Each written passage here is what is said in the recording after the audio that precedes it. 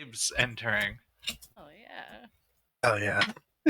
We're back. here. We're so back, baby. We're so You're back. So back. The whole crew for the 1 year anniversary. Anniversary? Is that no? No. Anniversary. Tenebris. Keep trying. Something will land. It's too close to Bussy, and that's why. That's our show. Good night, everybody. Is it just the 1 year anniversary of our Tenebris? Oh, Mazel. Look, I am my hands. Yeah. Yes. That's the word. If season 1 of this show had a foreskin, I hate. Oh, God. Well, Oh, hi, hello. Started with foreskin jokes. I didn't. how do we go from here? I didn't say bris. I'll see myself out. I'm sorry. Gotta follow your bris. Follow your tenebris. We're just saying things. Those are just words. We're just saying things now. I'm adjusting stuff. All right.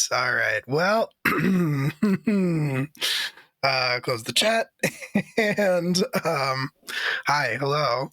Welcome. If you've never caught us before, we're live from the apocalypse. We're a not-for-profit TTRPG studio that makes actual play content like streams and podcasts to raise money for nonprofits and aid organizations and other important causes like that. Currently raising money for medical aid for Palestinians. The drill. It's been going on for so long now, and the world's awful, and it's just getting worse. And we just ask that if you like what you see here, that instead of doing the normal Twitch things of subscribing or giving us bits or doing fake cyber money stuff, don't give money to the Hitler salute guy. Don't do it. Or the other guy either. Don't give money to any of them.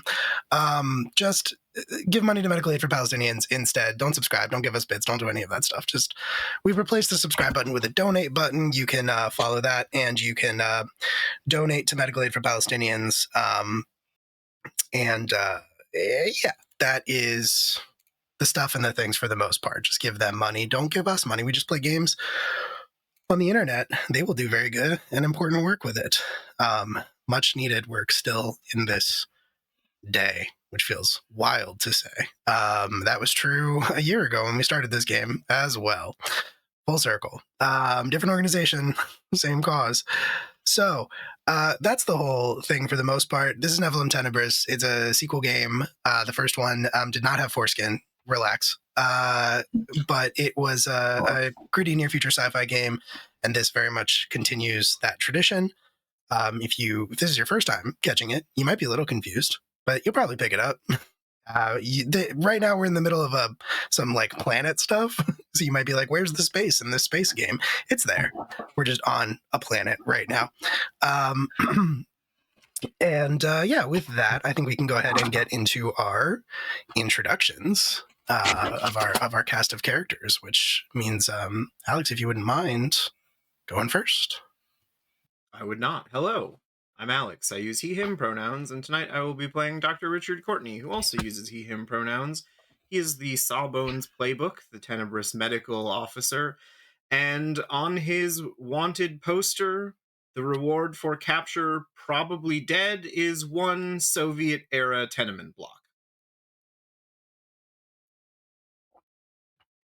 Not? Depends. Okay.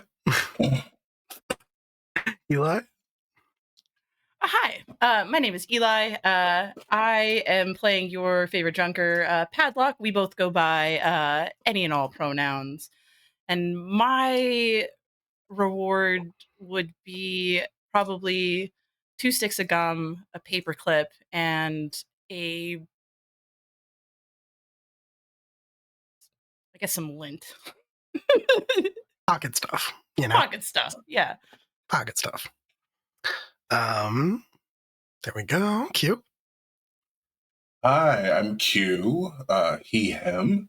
Tonight I'm going to be playing our jockey, Captain Cassidy Starrunner, whose bounty would be probably like a pint of some liquor probably like a known name, like a non-brand name, and a weed, just one weed, and it will be mid.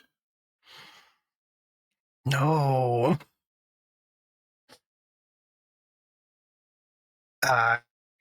And Rose. Howdy, y'all. My name's Rose. I use they, she pronouns. I will be playing JoJo, the Greaser Playbook, our ship's engineer.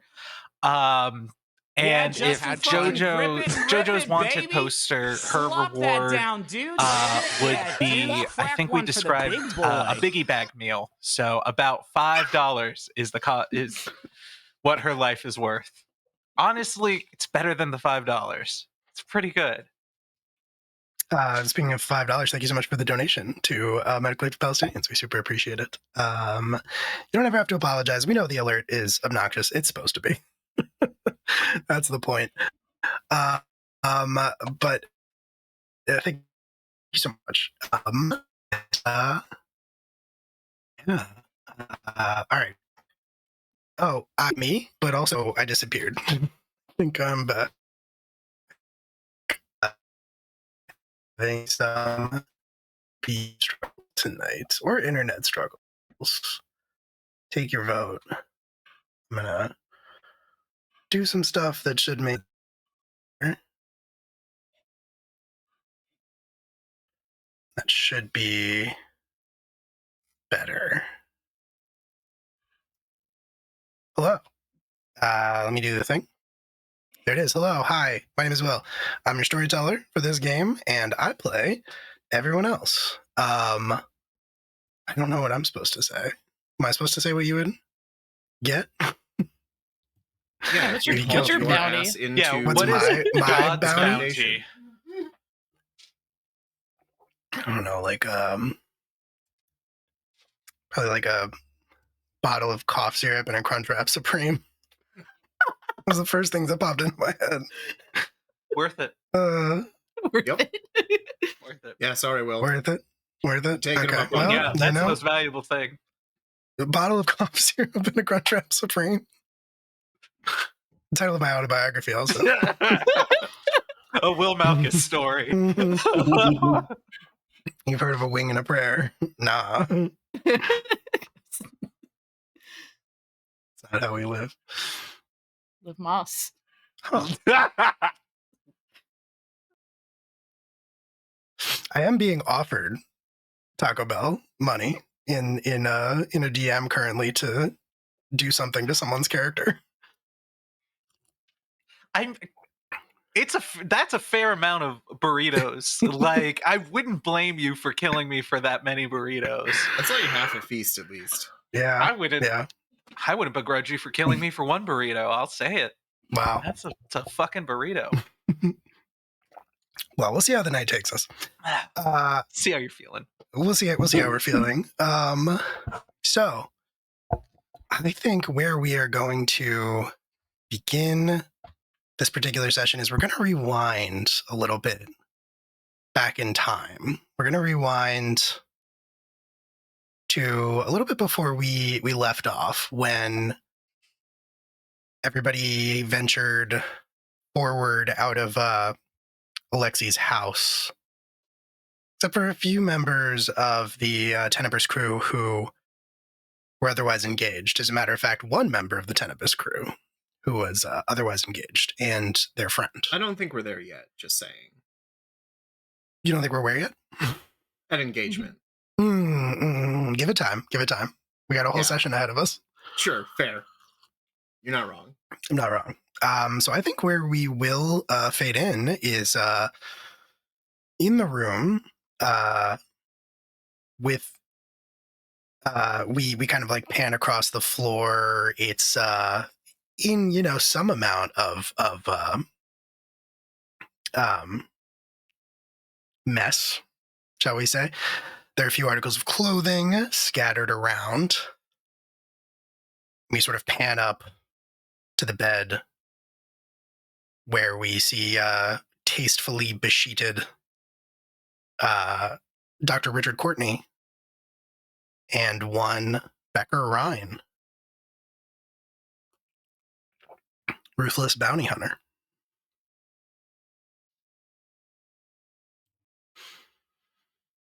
One of her more attractive features. One of. I said one of. She has many. Okay, let's be clear. Uh. I think Richard is sleeping. Doing a tiny little snore. Curled up. Okay. Very cool. And I think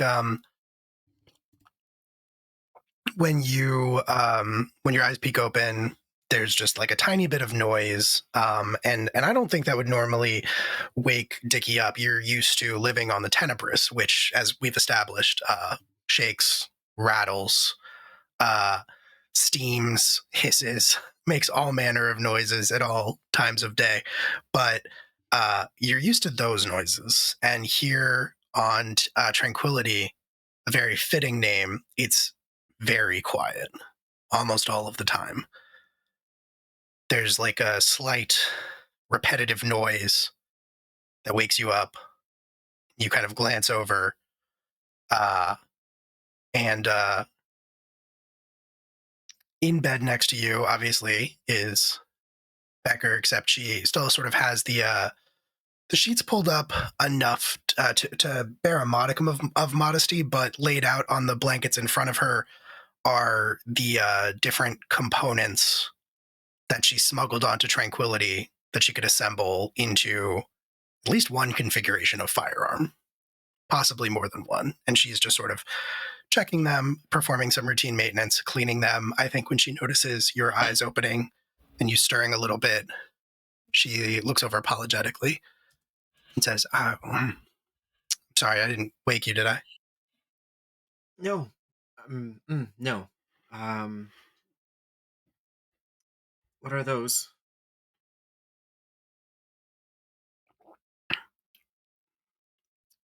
How do you want plausible deniability or?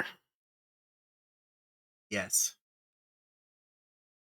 They are clarinet. When I put them together, I'm just cleaning the valves. Well, I can certainly attest to the fact that you're a very skilled woodwind player. And she kind of like blinks a couple of times, laughs a little bit, puts a hand to her chest, a little bit scandalized, fake scandalized. She says, Richard, that was downright blue. I'm in a mood, I suppose. I suppose you are. I think she sort of like turns away from the disassembled gun and leans over and going in for a kiss, she says, what kind of mood might that be? Sort of playfully, but before she can kiss you, your handheld begins to beep. I think there's one of those where she's coming in and he hears that and just puts a finger up on the lips and is like, hold 1 second, and rolls away to answer the handheld. Yeah, you don't recognize, there's no like contact information. There's no real indicator about the communication that's coming in.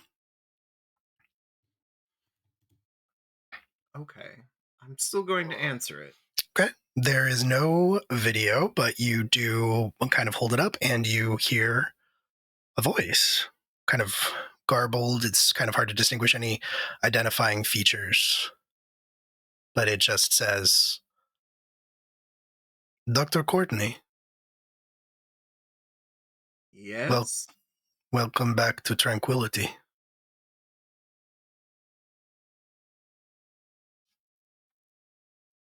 I think all of the easy feeling and the happiness that has been coursing through his tiny body just evaporates instantly. Like heat, boom, gone.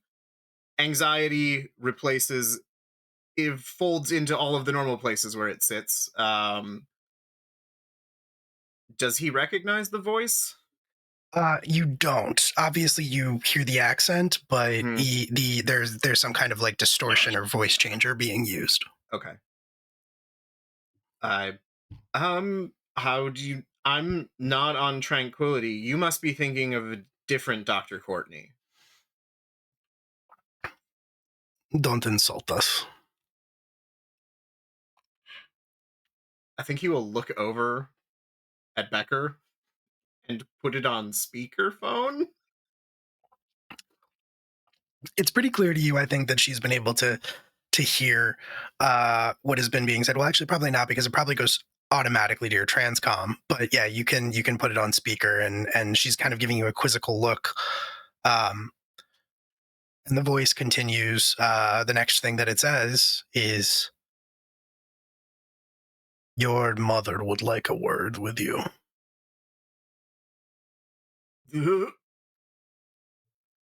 He physically almost loses breakfast or lunch or dinner or whatever the most recent meal was.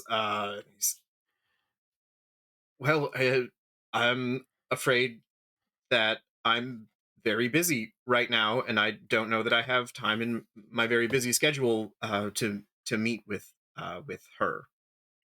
Perhaps you have been away for far too long. You mistake this for a request.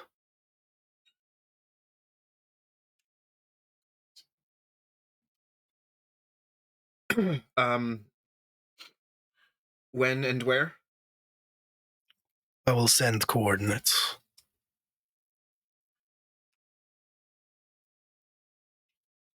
I'll be there. I know. And then the call disconnects.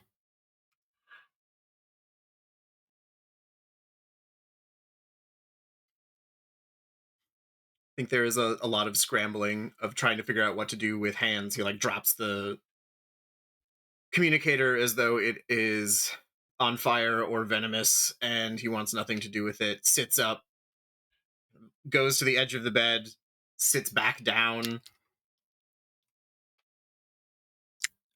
And Beck looks, Beck kind of like follows you as you are doing that, and she asks, "Are you going to go?"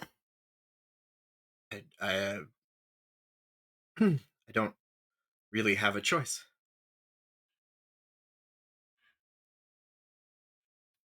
Well, then I'm going with you.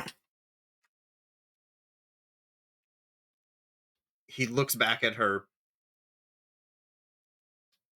Like they might very well try and kill me. So, But they didn't say you should come alone. their mistake.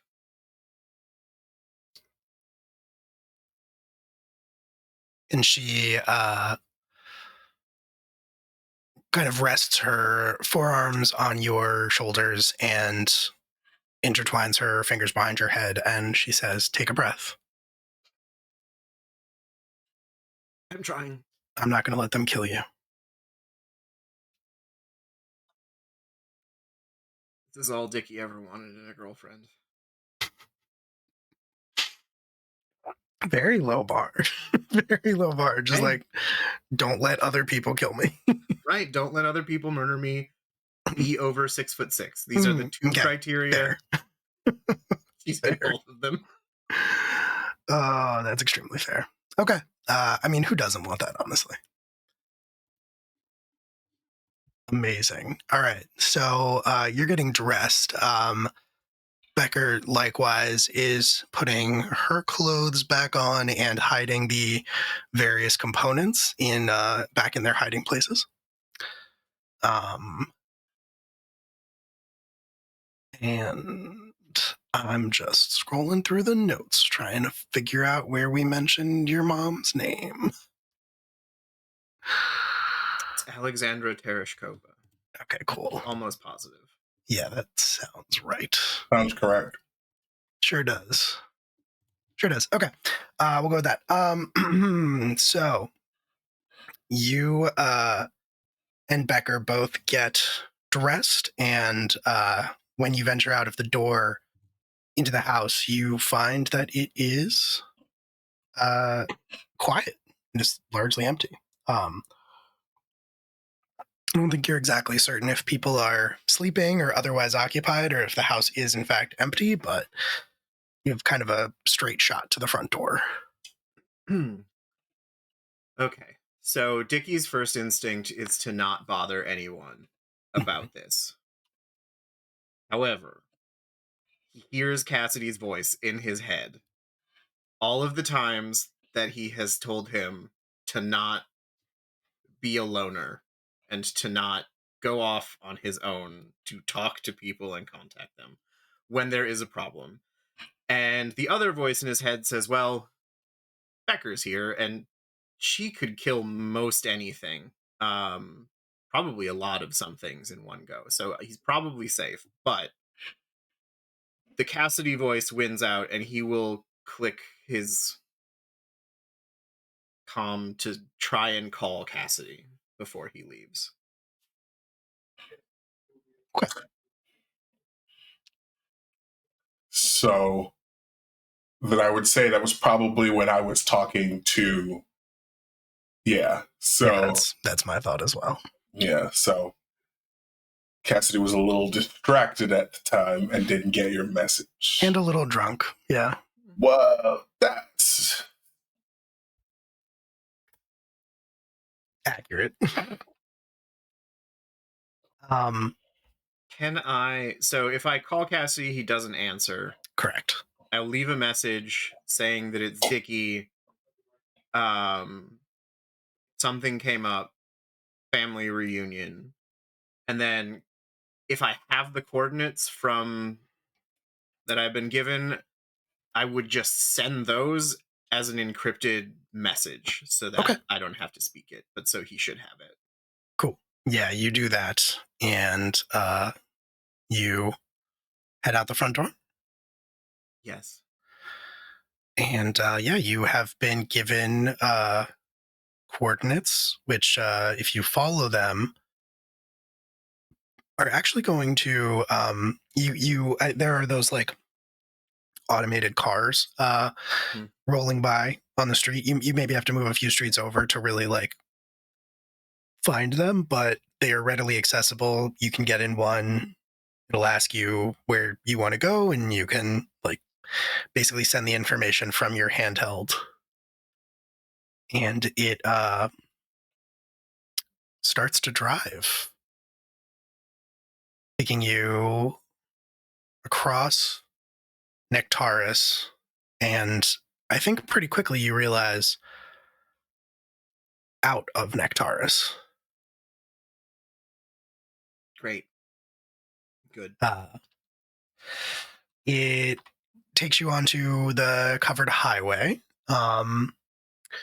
and it begins, it sort of just like merges in with all of the other traffic moving in and about Tranquility between these domed cities. And being from Tranquility, I don't think it takes too long for you to realize that you are not going far. I think pretty quickly you realize that this is taking you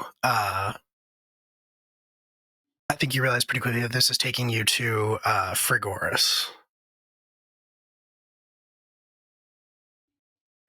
And I think you obviously know that that is where your family lives. Mm-hmm. But I think you also realize that these coordinates, they do not lead to your home address. These do not lead to your family's house.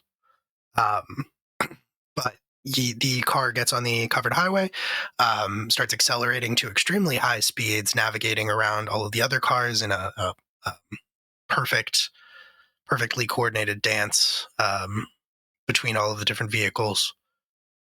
There's no danger, there's no crashes, there's nothing like that. Becker, as you are driving, will reach over and put her hand on yours, give you kind of a reassuring squeeze. I think that's the only part of Dickie that isn't vibrating to some extent with anxiety as he realizes the bits of information start making the foregone conclusion, or the only conclusion that he could reach, and that is, I mean, whatever it is, it can be good. And yeah, the car keeps driving, and eventually you see another. It pulls off onto an off ramp, and you see another domed city rising above. You see Frigoris, and again the you enter the dome and you start driving through. It is significantly less colorful than Nectaris. It is very utilitarian, very gray, very white, very beige, which is, to be fair, most of Tranquility, but this particular city is even more so than the others. And the car follows to your coordinates. It drives to sort of like the outskirts of the city, past the residential area, past what, their version of downtown is here on Tranquility, the city center, to kind of the very edge of the dome, where people do occasionally come to like stare out at the majesty, of space and the lunar landscape. There are observation platforms. And even though everything is climate controlled, even though everything is managed, it almost feels like there's a chill in the air as the car pulls up. And across the observation platform, you can see 3 visible figures. Though you perhaps know your mom well enough to know that they're almost certainly not just 3. Right. It's the one, yeah. The ones you can't see that you always have to worry about with her. So I think before he gets out, he'll mutter basically that under his breath to Bex. Just be like, watch for the others. And then he will get out, stand to his full 5'5" or whatever he is, adjust his raggedy clothes that he is wearing because we infiltrated, feeling distinctly out of place. Tries to comb, I think his hair is purple now, tries to comb his hair into some semblance of the side part that she liked to see on him, and then will walk as confidently as his shaky little legs will let him onto that observation platform. As you draw close, once again, Becker is going to take your hand and give it a reassuring squeeze, and she's going to say, do you want me to wait here? Do you want me by your side?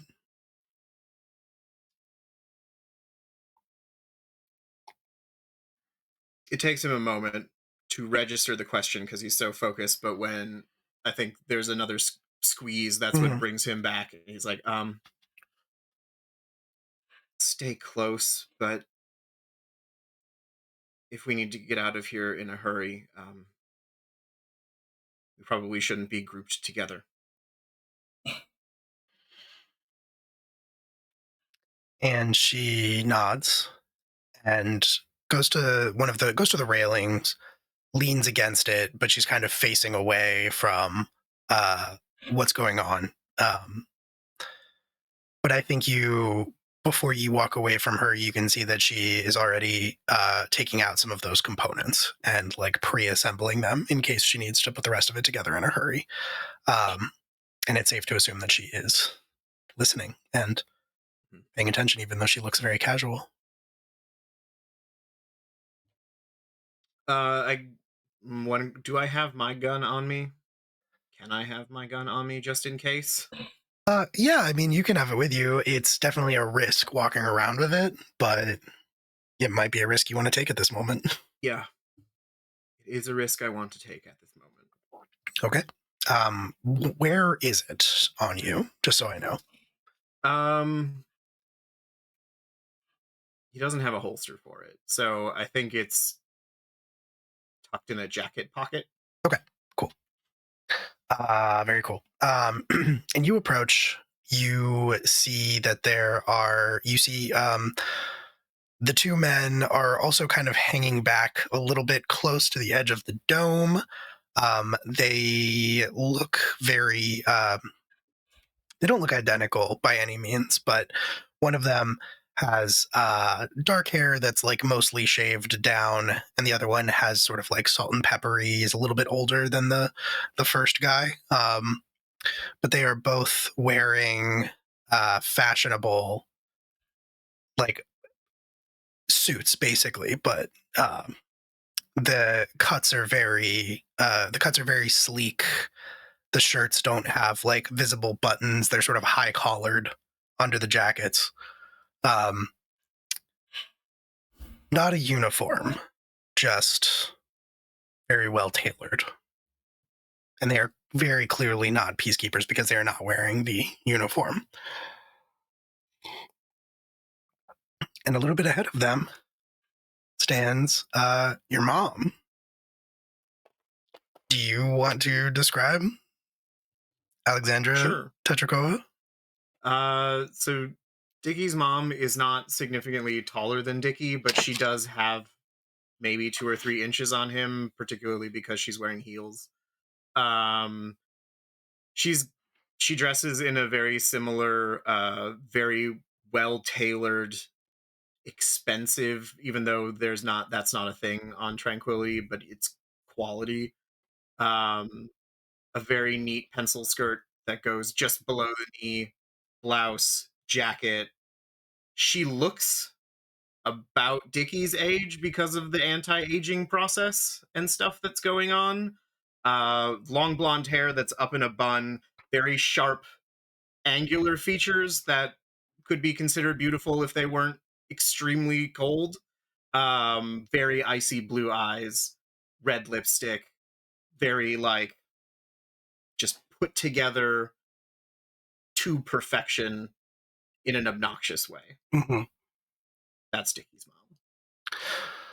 She nods to you as you approach and just sort of like gives you a very scathing once over, although her expression remains neutral. She really takes her time looking you up and down. I think he stands in a way that he is used to standing in front of her, arms behind back, chin up, even though he's not looking at her, trying to keep his eyes level, trying to not fidget, failing. It's like he's 8 again, standing in front of her.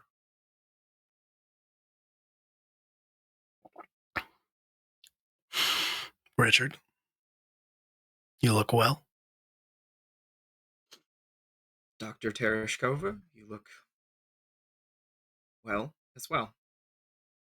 So formal after such a long time. Well, I believe that formality is common among strangers, which we must be since Richard is dead.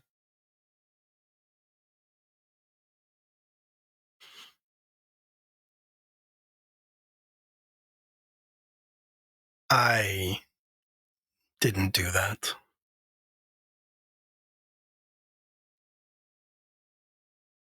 I didn't kill you.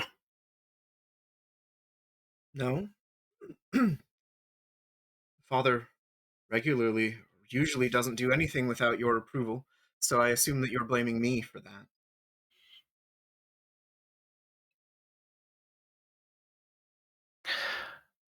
I didn't kill my son. You did. Of course. Yes. It was such a bold choice of me to leave when the other options were death anyway. So, yes, I took that route. You think I wouldn't have protected you? My only son? Perhaps I didn't want your protection.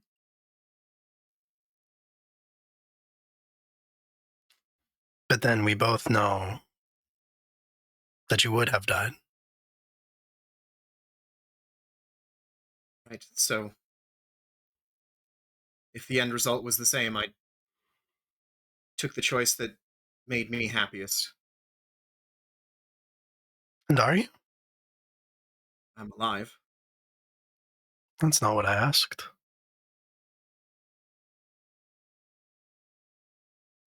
I think he has a very hard time not looking back at Bex. I'm more happy in my most miserable moment now than my happiest when I lived here. Yes, I am. That's good. What? That's good. What mother doesn't want to hear that her child is happy and thriving?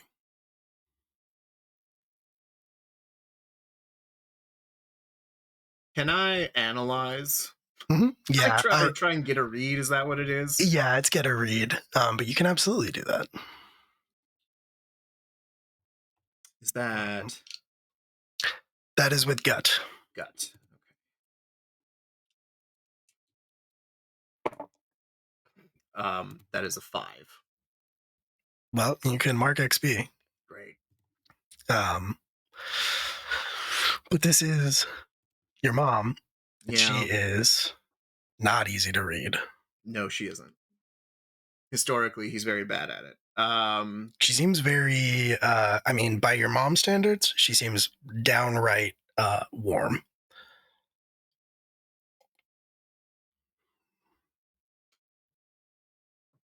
Someone with your resources, your reach, your intelligence, your influence and power, you could have found me at any point. You could have tracked me down. You could have called me. You could have sent an email. You didn't. You declared me dead. My boy. Of course I did.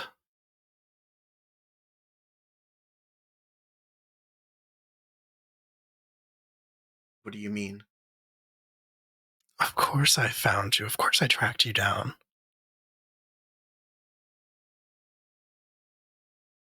You never said anything. Well, it seemed like you wanted your space.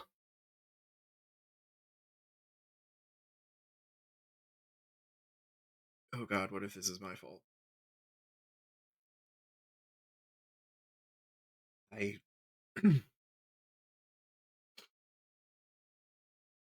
I do, but wanting space doesn't mean that wouldn't have wanted some kind of message. It's been 5 years. The only message I've gotten from you was when, what was the name of the man on Mars that I killed? Great question. Ivan? Sure. Believe it was Ivan. The only message I've gotten from you was when Ivan tried to kill me on Mars.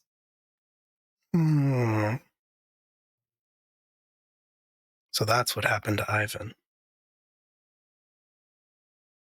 I was wondering if they had discovered him. Well, I'm happy to report that no, they hadn't until he tried to kill me.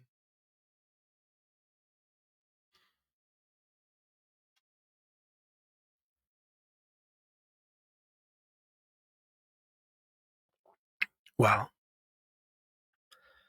you don't have to worry about that anymore moving forward. I've had a change of heart.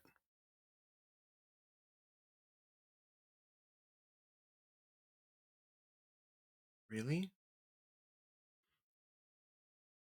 Yes. And your And- business here on Tranquility is complete, and you leave. Wherever you go, none of my people will try to kill you.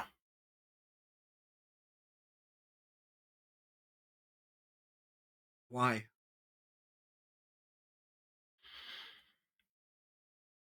Because you're going to do something for me. I'm your mother bullshit. You don't have changes of heart. You need to have a heart to have changes of it.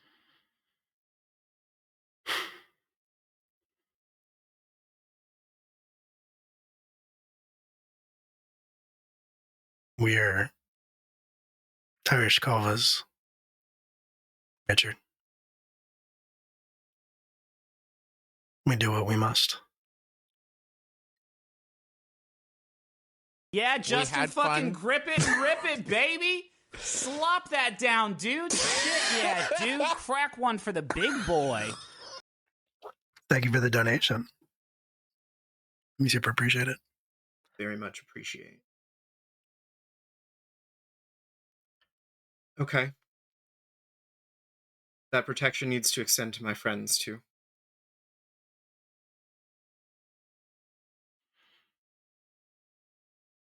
Done. I think Richard is, at this moment, doing the thing where he's trying to figure out how to make sure that the genie does not fuck him when he phrases his wishes. He knows his mother. He's trying to absolutely make sure there's no loophole, but there's also the little kid in him that just really wants his mother to love him. And I think that's winning out at this point. The protection for his friends is about what he can muster in terms of cleverness. It's not much. I think he's barely upright at this point, trying to maintain some dignity.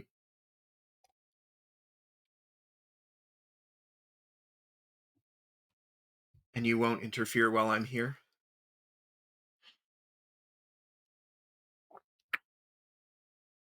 I won't. On the contrary, while you're here, I'm going to need you to do something for me.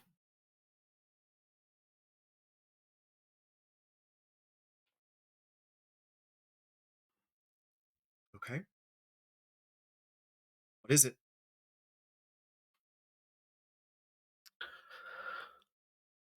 I don't care what it is you take out of the Foundation when you go. Whatever you came back for. Yeah, Justin, fucking grip it and rip it, baby. Slop that down, Thanks, Will's dude. mom. Thank you, Will's mom. Dude, crack one for the big boy. Thank you, Will's mom. Thanks, Will's mom. We appreciate it. Thank you so much.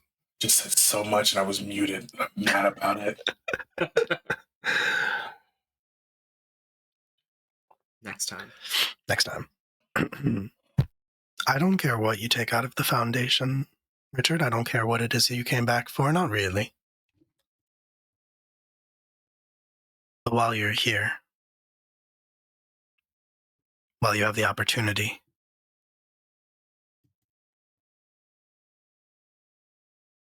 I'd like your dear old headmaster to stop drawing breath.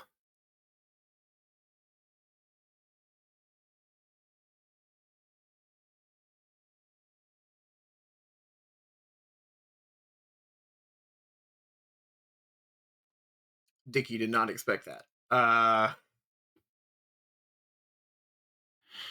What? You want?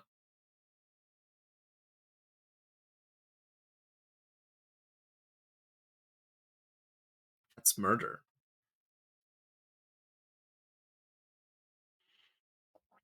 Only if you succeed. An attempted murder if I fail. Of course, an important distinction.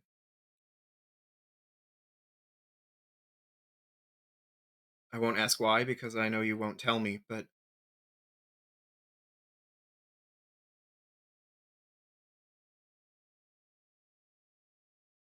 I do that,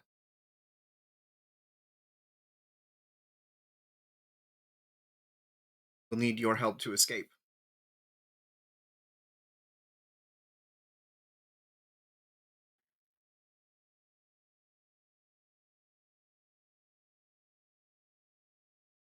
So is that part of the deal? I'll need you to be more specific before I agree to anything. It's Becker's ship we're on, right? You Because the did Tenebris come is- down on Becker's ship, yes. Which I believe is the Jormungandr? No, it's the Seville. It's the Seville, you're right. Sorry, the Jormungandr was the pirates in the first. We introduced two ships at the same time, but yes, it's the Seville.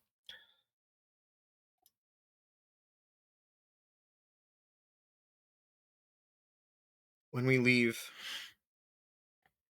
I will contact you and tell you the ship that I'm on. That ship will need to be allowed to leave without any interference whatsoever.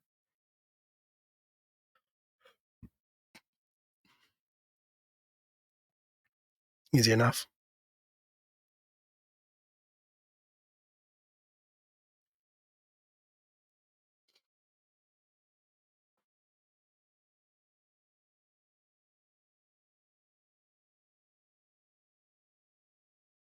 Okay.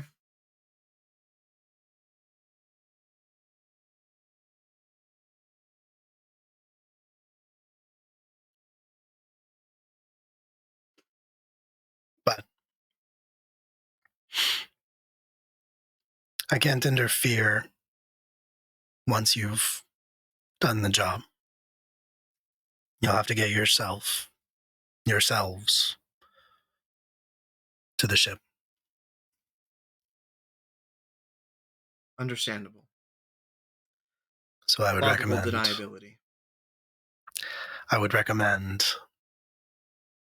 being subtle. That was always your specialty. And I am still alive. Unlike me.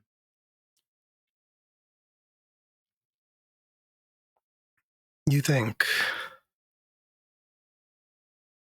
that I am cold, unfeeling, a monster.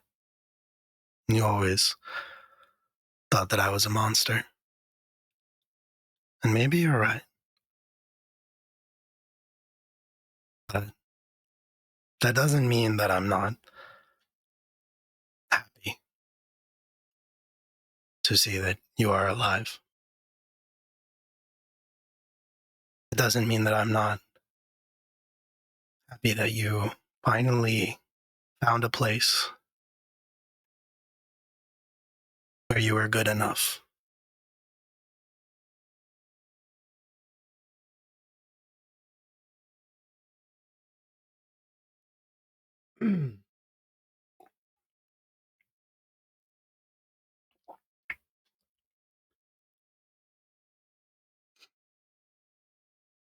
Most children are happy to see their toys returned to them. But after this, I'm not your toy anymore. And Dickie will leave.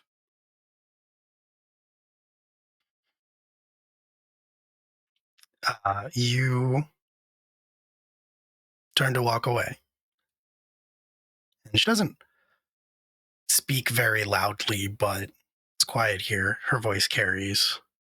She says,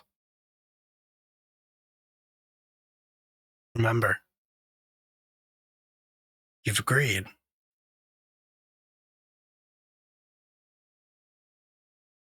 If you renege, I can't speak for your other plans."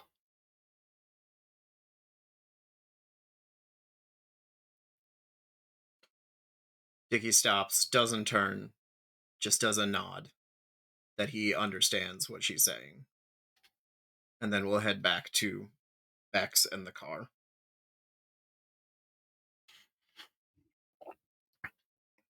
And Bex will fall into step beside you.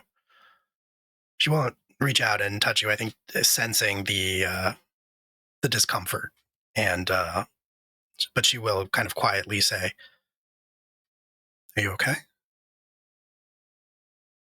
No.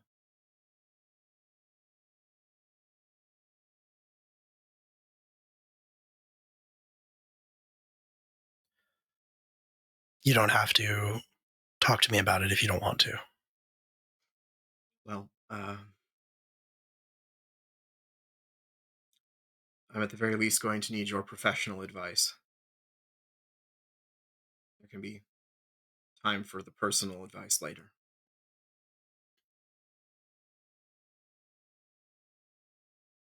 The car you programmed is still waiting, so you can hop into that and it will start driving you back towards Nectar's, if that is where you are going. Yes, because I think we need to change. Okay. And on the way back, are you talking to her about anything, or is it just a I silent want to ride? know how to kill a man quietly.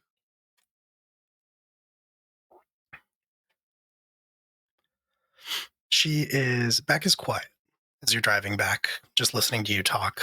And are you telling her everything, or are you? Yeah, I'm not holding anything. Okay, cool. You tell her everything, and she is quiet, listening. And she says, finally, at the end,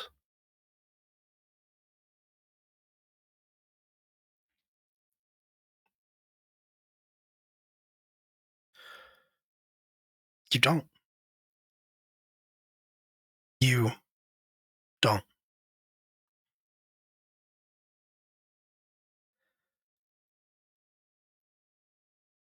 Thank you for the follow.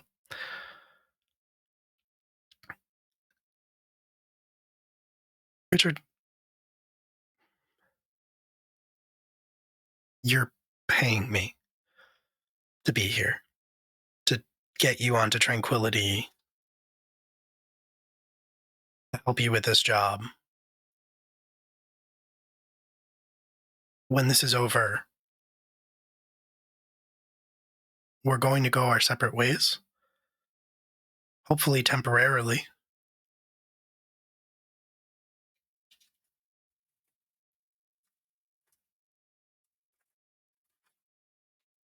I don't... I suppose she didn't say that I had to kill him, but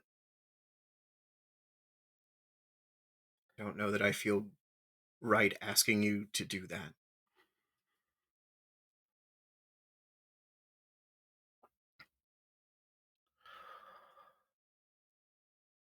I don't want you to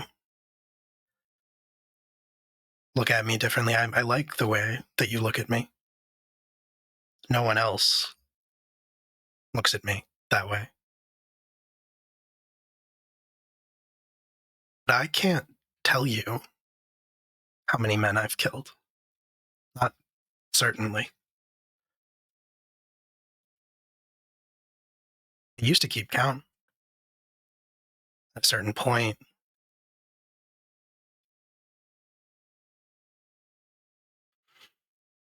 it was just numbers.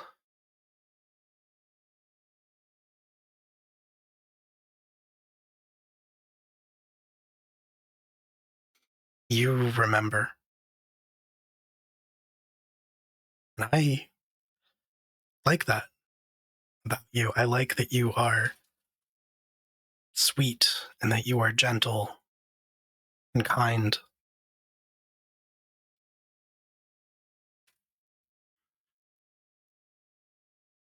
I don't know that he deserves to die.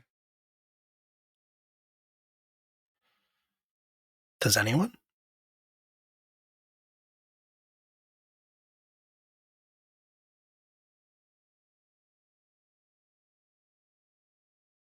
No. And the fact that you said no is exactly what I like about you.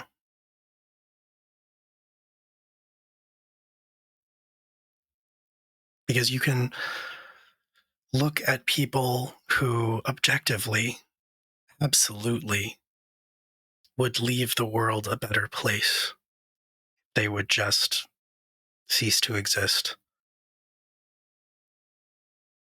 And say that they deserve to live. I don't.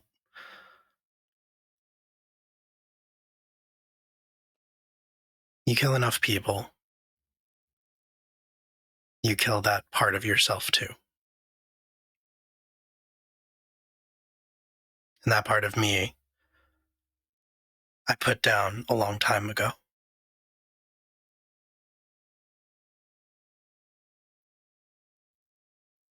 So let me kill this man for you.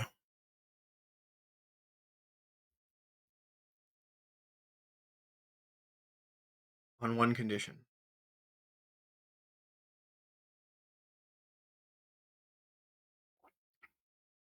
The rest of the Tenebris agrees.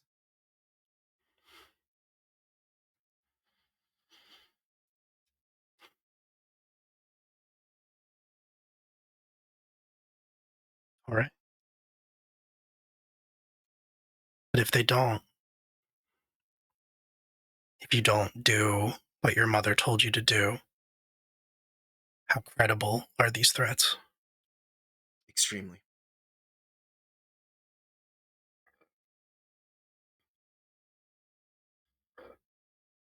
But I've Yeah, Justin, fucking grip it and rip it, baby. Slop that down, dude. Shit, yeah, dude. Crack one for the big boy. Thank you so much for the donation. We really appreciate it. I've made enough solo decisions for the group that haven't turned out well. That have harmed them without their knowing, only for them to find out later, and I can't do that to them again.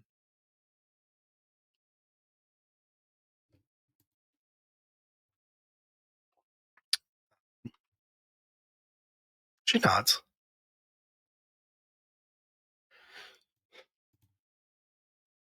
I think that's very nice of you.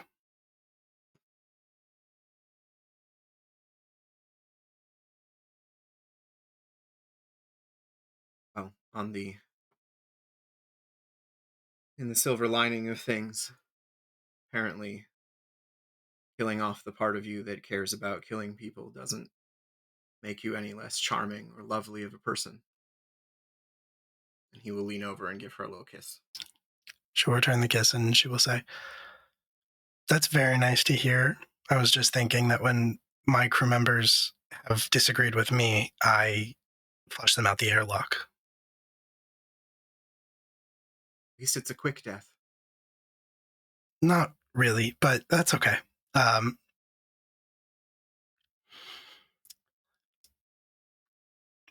It makes less of a mess. I agree. Consider it.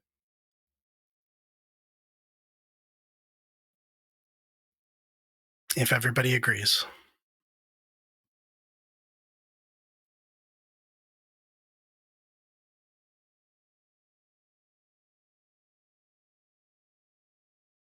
Yes. And I think as a comfortable silence falls between the two of you, she will kind of put a big muscular arm around you and just kind of like pull you in to like her shoulder and just like rub your hair until you get where you're going.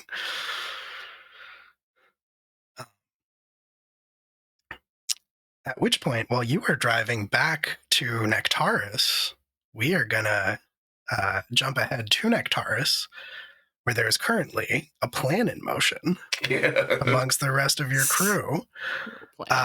When we left off with them last time, Cassidy Starrunner had sat down to have a drink with one Inspector Oriel Orlov, Peacekeeper Inspector Oriel Orlov, and he had just asked you a very interesting question. He sure did.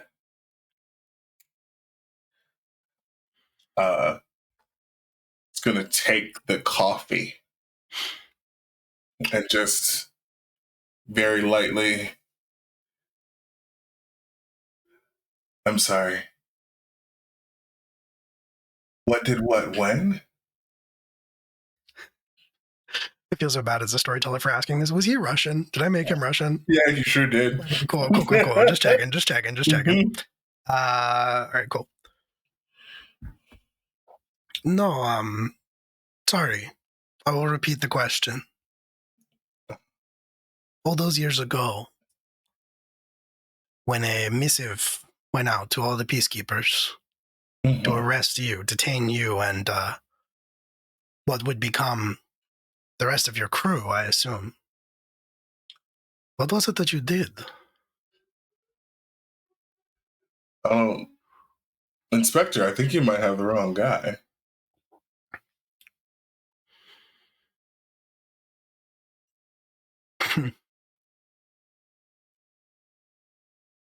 What?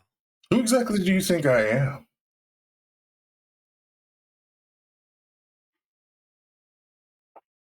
You know? I suppose it's possible. We all make mistakes. It's true, and it's good of you to be able to admit that.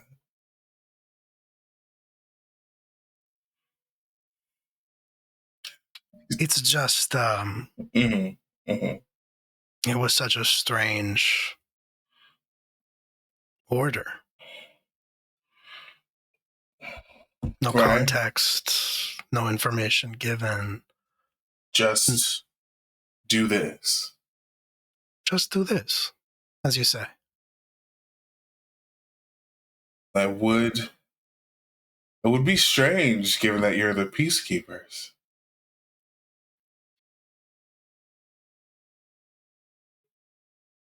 Now, granted, back then, I was not a peacekeeper inspector. Mm. But even so, I could never find out exactly what threat you posed, what the reason was. Or, I'm sorry, maybe I misspoke again. What threat they posed, what the reason was. Right, exactly. Who are we talking about again? You know, if it doesn't ring a bell. You see, now, because it's so interesting. You're making speculations, right? But you haven't put a name to a face quite yet. So, who am I? Allegedly. I think that is a question that only we can answer. And a man who can answer that question before he dies is a lucky, lucky man. For the rest of us, we do the best that we can with the time that we are given.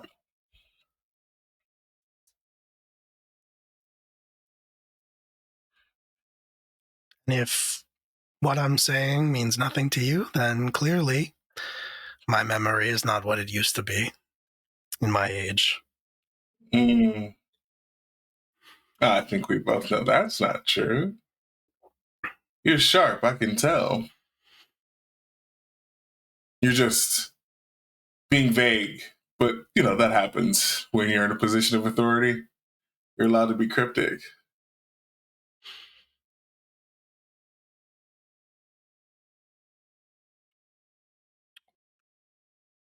I am curious, though, since we're talking about this hypothetical person, that order's still out? Oh, I'm certain somewhere in some data bank.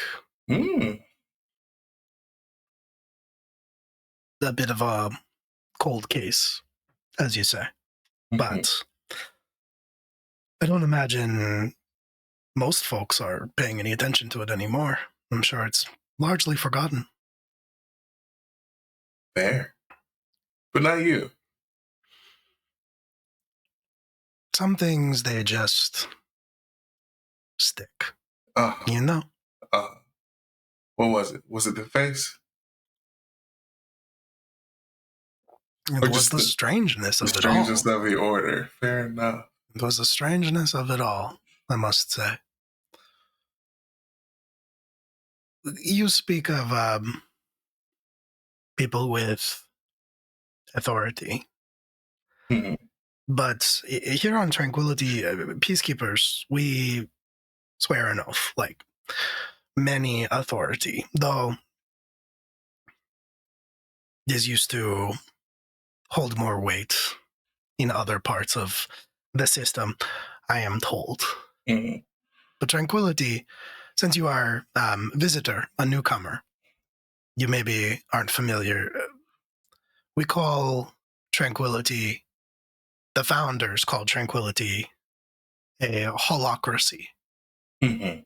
Is different from a democracy, because in democracy they say this is the voice of the people, correct? Right. With Right. a holocracy, they say we are holocracy because it is the voice of everything, everyone equal. A true holocracy beyond democracy is what they say. So peacekeepers, the oath that we swear is to everyone, not just the people of Tranquility, Of course. Of course. And or so they say. of course. And, those that look over the tools upon which the machine of tranquility is maintained, they're not in positions of authority. Well, they say. Oh, they say lots of things, Inspector. Do you know about the Vox, Cassidy? Heard of it? Out there in wherever you came from, here in Tranquility for the first time. Heard of it? They say that there are key choices made in the founding of Tranquility. The founders, they did not trust leadership, fallible human leadership. We say holocracy because it means all. There is no common man. There is just man. All are equal, and thus the rule of all. In the Vox, it listens, but it does not learn. Because an AI, any sort of consciousness, they say, is fallible. By definition, it cannot stay neutral. Mm-hmm. So the Vox, they say, this is not an AI. It does not learn, it does not grow. It only listens and absorbs and reports. Right. But it is technology. But it is technology. I just, think it's interesting. I also think it is interesting. Because, as we know, I am old-fashioned, of course. You see my age. You see the mistakes that I have already made. I forgive you. But computers, they have buttons. And there are hands that push those buttons. Yeah. And one can say any number of things, and many will believe them to be true. even if they aren't. You make a very interesting point. And I suppose that is true. And to be honest with you, when something like that comes across my desk the way that it did 5 years ago, 5 people detained at all costs, but there is no further information given. This brain of mine, it starts to ask questions.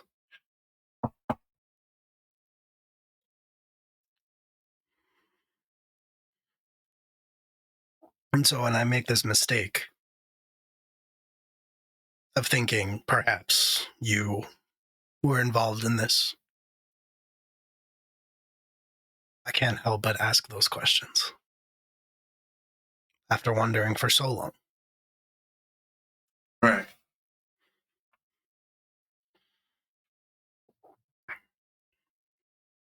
Well, how about this?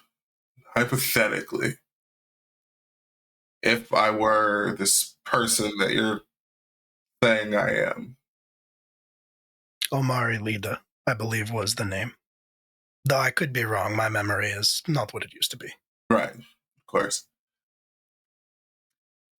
Hold on. Hold on. he's using full names. I feel like I feel I need to roll on that one. Sure, yeah. All right, let's see. 2d6. It's face, yeah?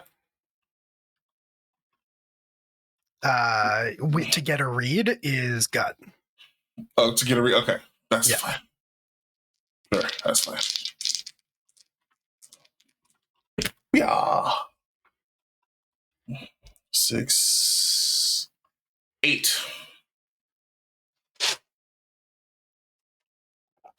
With an 8, I believe you can ask one question.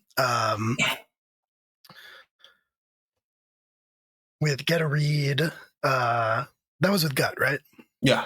Yeah, so hold 1, you can spend it 1 for 1. What's hidden, obscured, or unclear? How can I exploit a weakness, vulnerability, or opportunity? What's the largest uncounted threat, variable, danger? What's the best way I could blank? What's the best way I could get him on my side? Okay.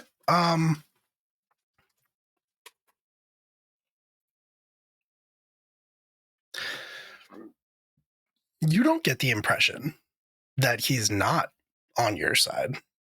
Sure. But I want something a little more secure than that.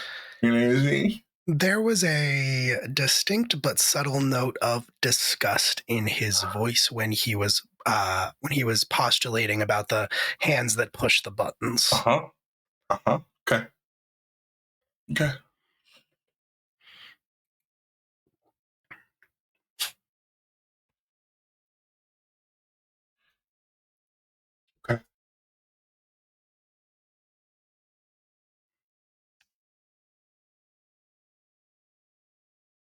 So, Inspector, other than, getting that question answered, what else did you want?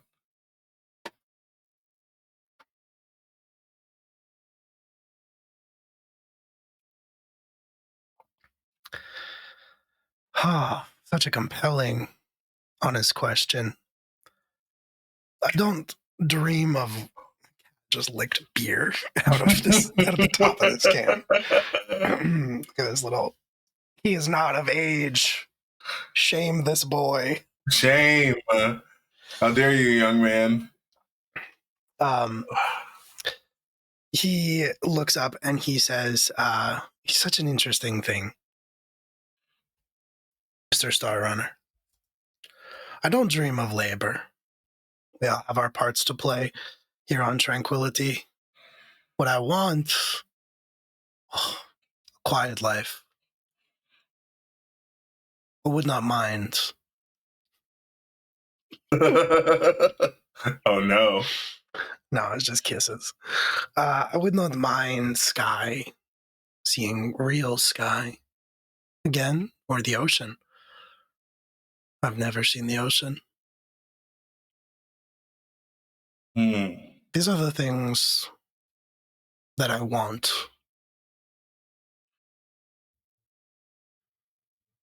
But You willing to leave tranquility to get it? oh, perhaps a vacation. But for all her complications, she still has my heart.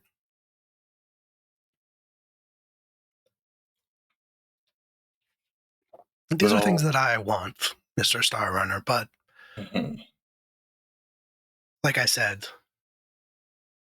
when I have questions, I need to find the answer.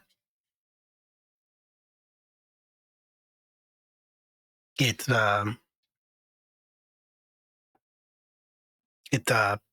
pecks at me. It does not leave me alone.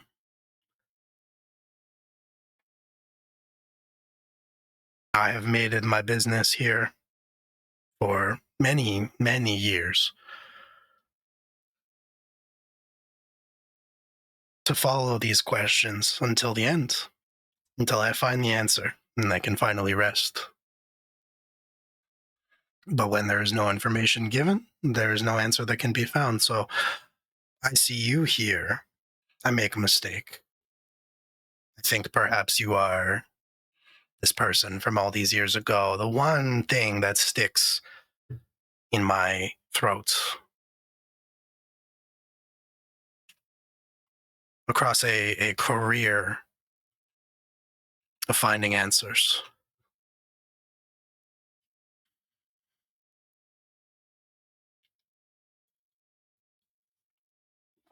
And if I could know that, I think that would be enough.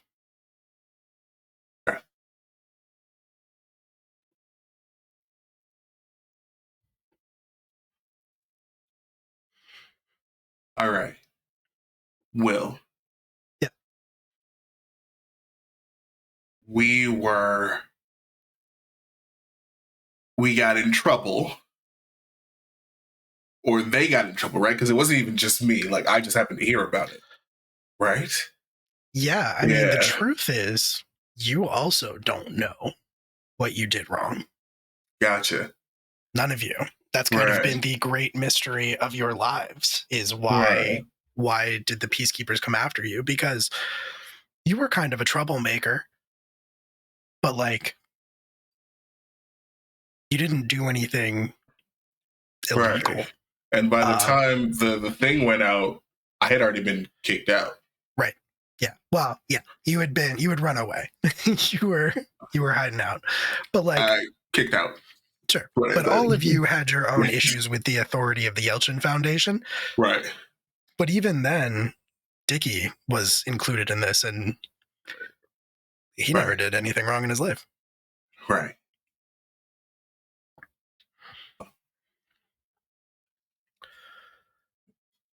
Inspector, I take you for a man who's very good at discerning the truth. So,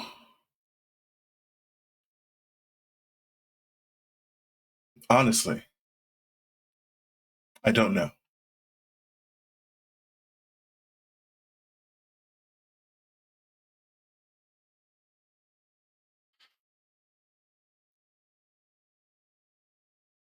He gives a heavy sigh.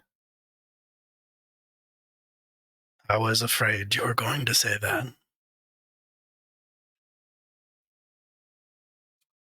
Yeah, sorry. I started looking into it the first few years. But then I realized I'd have to get too close back here. So, in the end, seemed best to just sort of let it go.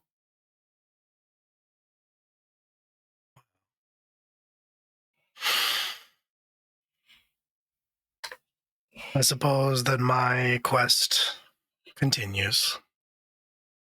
True. But hey, if you find out, do let me know. I love a good mystery. This Cassidy person seems interesting.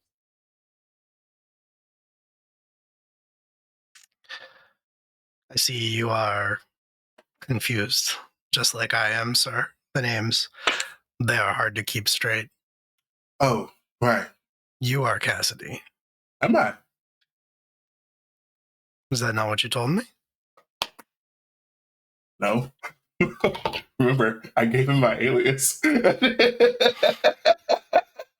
Another mistake. I just sort of, listen, we all look alike. I get it. I'm just one of those faces. Perhaps I need that vacation after all. Perhaps you do. How do you feel about the color red? What an interesting question. Oh, there's just there's a whole planet full of it. Hardly a vacation spot, I hear, but maybe I will go away for a little while. We shall see. But in the meantime, I suppose it's good to have something that occupies your time, something to strive for, to keep searching for. I imagine it keeps me sharp. It does. For sure. Well, Inspector, this has been lovely. Thank you for the coffee. Is there anything else?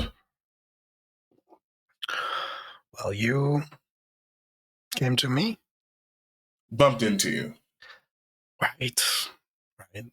Yes, we Mhm. bumped into each other. And then we got to talking, and, here we are.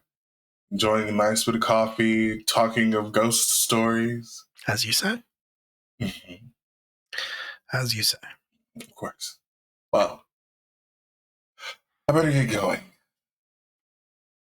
You have a wonderful day. How Oh. long is your stay here on our moon? Not long, a few days, tops. I see. Well, then I fear our paths won't cross again unless you were to make some kind of a commotion.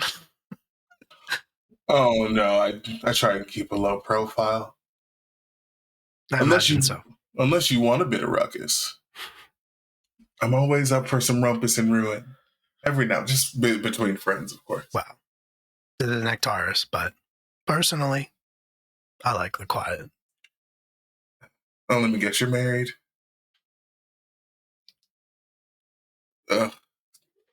Unfortunate. Good for them, I suppose. It's been a joy and a delight. I have enjoyed our conversation deeply. As have I. I will, and I mean this in no disrespect, hopefully not see you again. Not this trip. I think we understand one another. Of course. He's just gonna and back the hell out. Get home safely. Of Takes another course. sip of his coffee. Gotcha. We're gonna go to the cafe. Hey, you got it. Absolutely. And as you go to the cafe, we are going to move a couple floors down in this particular municipal building to where the two remaining members of the Tenebris crew have approached the databanks, the service tunnels that run under Nectaris, in an effort to find some connection into the larger system that connects all of Tranquility together. before that, I think we're going to take a break. Oh, okay. Fair. Right Hell about yeah. 9:30. So we'll be back in about 10 minutes. Don't go away. Stick around. Find out what happens with when Padlock and JoJo attempt to hack a planet. Hack the Come back fucking real planet. soon. See you soon. Beats to do crimes with. Beats to do crimes with. That's the playlist. That's what 100%. you Google if you want to find it. It's not actually, but these are beats to do crimes with. And speaking of the crimes that we're going to do with these beats, we left off with Padlock and JoJo making their way dressed as peacekeepers down into the tunnels below the municipal building, below the Nectaris municipal building. To yes, do you have a question? Was it peacekeeper uniforms or was it the brown maintenance worker you're right. uniform? I misspoke. Maintenance. It was Yeah. the maintenance uniforms. You're correct. Cool. You're correct. So you made your way into the sectioned off like data tunnels, and when we switched over to Cassidy in conversation with Peacekeeper Inspector Orlov, you had actually made your way down there. And I think that is where we're going to pick up with you all descending down the stairs behind this door that is marked restricted maintenance only. And you find yourselves, like the description indicates, like in some sort of low tunnel system that runs clearly under Nectaris, and is just sort of like wall-to-wall cabling with like the occasional terminal, the occasional electronics box, but for the most part, just cabling running throughout the entirety of the city. You itchy, I'm itchy. I don't think Alexi cleaned these. No, I don't think, no matter how much she could have cleaned them, we're never, I don't know. I don't want to think about it. Yeah, it sucks. Okay, where Yeah. do we have to go? Yeah, would that be something that we could analyze, or should we do hack rolls now? Well, I mean, in theory, you could attempt to like cut into the data line any point you want, or you could attempt to go in through one of the terminals. It is up to you. I mean, I could crack open one of these data lines like a crab leg. Feel like one is more obvious than the other. And But which? but which could it be? Which could it be? Let's start with the terminals. We don't get very far. Let's go in the tried and true Padlock way. Okay. But let me Plan try B. on the computers first. Okay. Yeah. So you can move down to one of the terminals. It's more of an interface than it is a standalone system, so you definitely have to plug your data pad into it. But once you do that, you in theory will have access, but I need you to make a hacking and cracking roll, a move that we are borrowing and adapting from one of my other favorite sci-fi powered by the apocalypse systems, Impulse Drive. Ah. Thank you, Impulse Drive. Thank you, I'm gonna Impulse throw them Drive. in my dude's mouth. That is a 9. Oh, yeah. Okay. With a 9, you are going to have to choose 2 out of these 3 options. It's going to take a while. You'll have to trigger an alarm or alert someone in order to get what you want, or you'll have to leave traces of your incursion behind that incriminate you. So, or could I have instead say fuck all that and Padlock, could you help me? And then we do Darn it. 10, and then we can Yeah. break in with minimal fuss. Yeah, absolutely. I was wondering if you were going to remember that assists were a thing in this Oh, setting. yeah. Oh yeah. And we only need With- 1. So This dynamic duo, hell yeah. hell You- yeah. High You fives only all need around. 1. So you're just adding 1. I do have to ask if you have a slack or a strained chain. I thought we went back, or we're just taught. Okay, right. So that, yeah. So it's slack or taut. Basically, you aren't choking, right? Correct. Yeah. Yes. Okay, cool. So then the helping crew member is going to suffer the consequence. And you just have to decide if you're going to take one harm. You're not on the ship, so the room can take one harm. Something important breaks and must be repaired. You heat your chain or you tighten your chain. Am I correct that are we at I have heat at 3 for us, or is that I correct? have heat at 3 as well. Yeah. Yeah, heat at 3, but it's taut. Yeah, but it's taut. Do you want to tighten the chain? Tightening brings us to choking, which, if I recall correctly, brings in a lot of fun options, but it's also like that's where we start like having to share consequences and that's shit. That's the thing where when you get to choking, that's when the choke move comes in, and that's when you start to have like tension with each other. I believe also my Yep. my extra little tidbit thing has to be at choking for it to activate.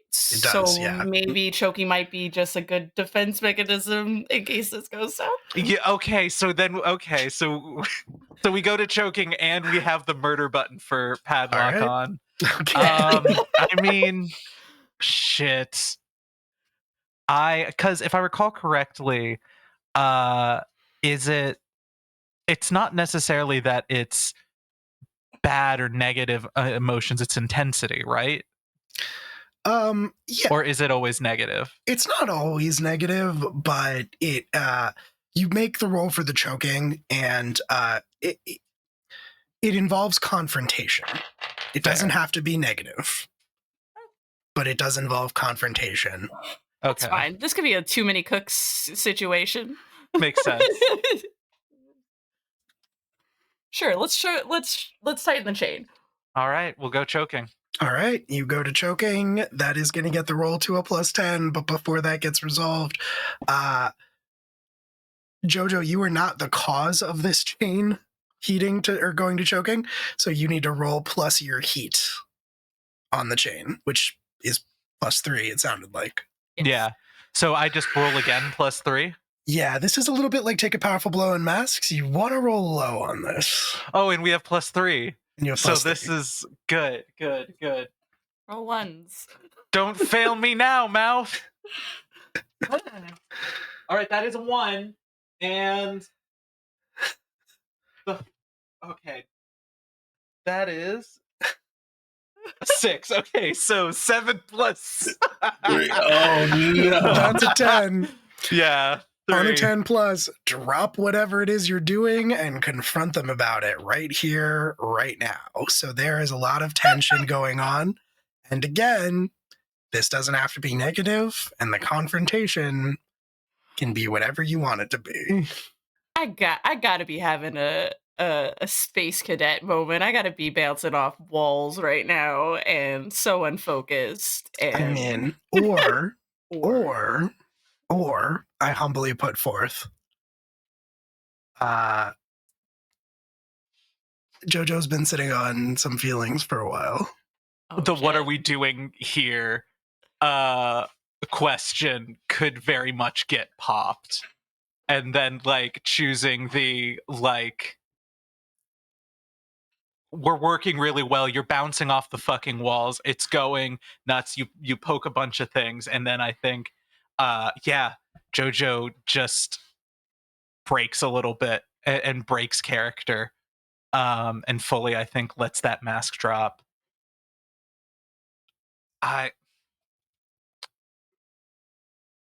Patty, what are we doing? We're hacking a terminal right now. No, not hacking a term. Like, and she's doing this like it's so easy, like because we've done this 1,000 times, but it's clearly like I probably that ease of doing something mechanical and having her brain focused allows her to like process the human emotions, which I think are just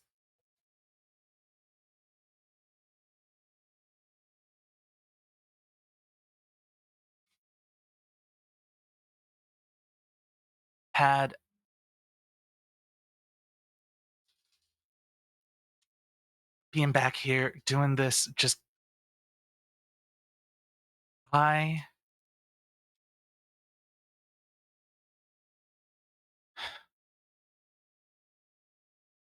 we are in too much danger for me not to say something, or I gotta know.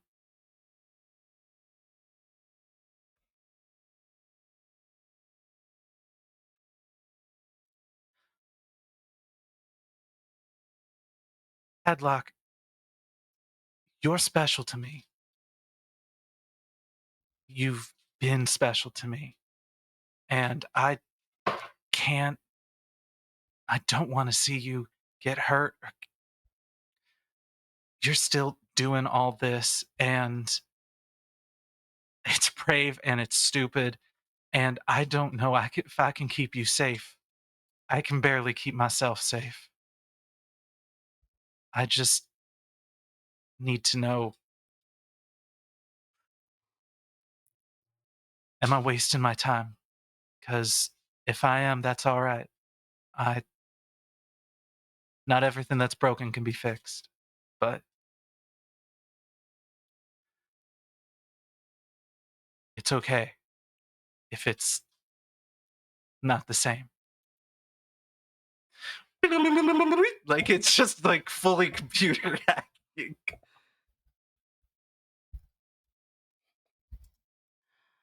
I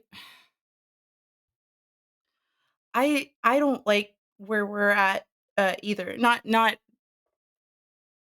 this, but like here. I don't like being on Tranquility as much as the next person, but if like I don't know, if all of this bigger things, like, whatever Cassidy's, whatever his name is, Horace, Nevin, I can't keep track with how many names that this man has. Everyone picks too many names. Everyone's got fake names and different names and changing names or dying. Yeah, It's confusing. it is a lot confusing. All of this is really confusing. But even when all things are kind of confusing, I've never really had to worry about, like, you. I think like um the most capable person out of anybody has always been you. You've always found a solution. You always have a thing, and I've always trusted that you figure things out. And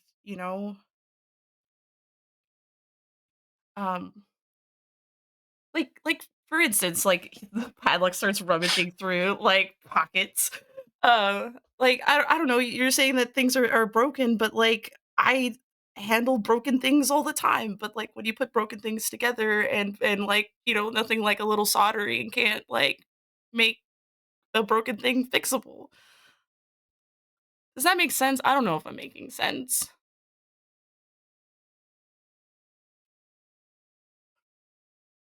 I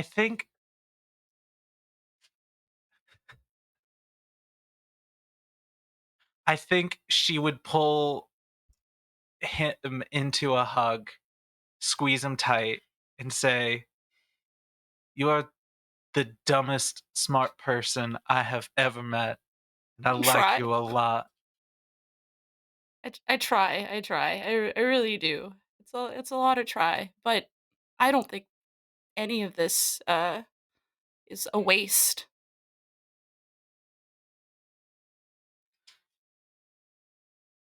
I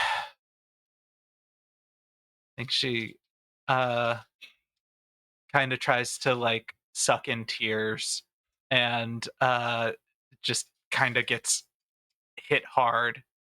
Um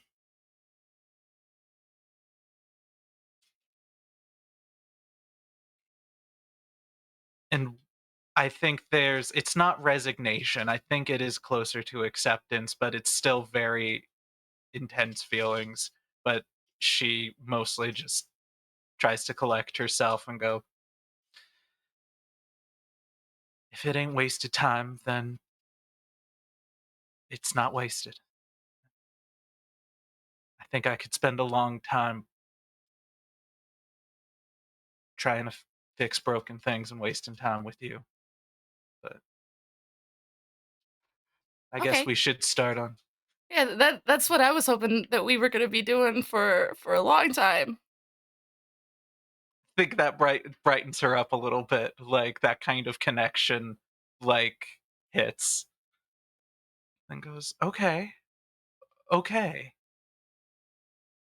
Yeah, I mean, I've never thought of not spending time with you. Yeah, because we make a great team.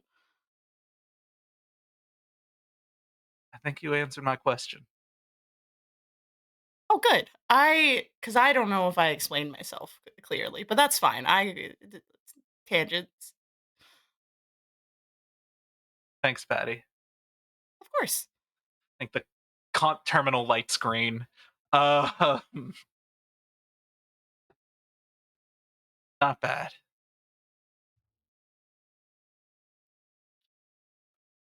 So, with a 10 plus, you still have to choose one. It's going to take a while. You'll have to trigger an alarm or alert someone in order to get what you want, or you'll have to leave traces of your incursion behind that incriminate you. I think I would rather take time. Then definitely not triggering an alarm, and I don't want to leave traces. So, yeah, I think I'd rather just be careful and take time. I think that makes sense. So, yeah, I mean, especially with the conversation that you are having, it takes a little longer than expected. Yeah. And you crack into the system. What you're trying to do?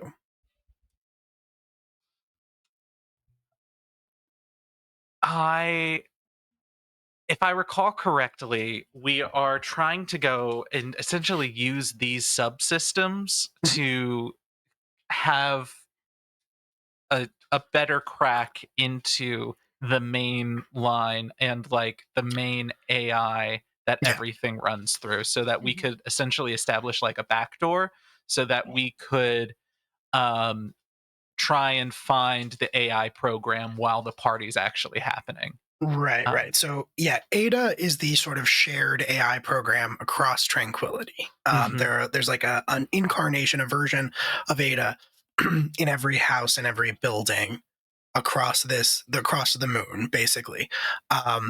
And you can give yourself like kind of a backdoor access into a specific Ada incarnation. You can like leave a door open for yourself, but basically the bigger the change here, the more likely it is that someone will notice it.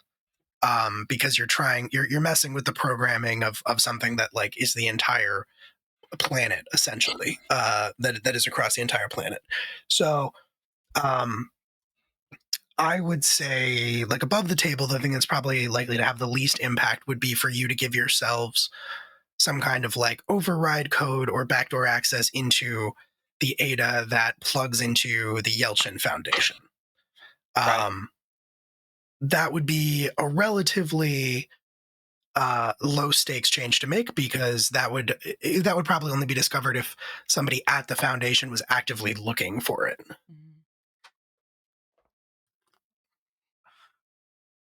Or you could go bigger, but that's, riskier. I think Yelchin Foundation makes sense. I was smiling because after it's like, who could be looking from the Yelchin Foundation? But I think this is our best shot and probably the best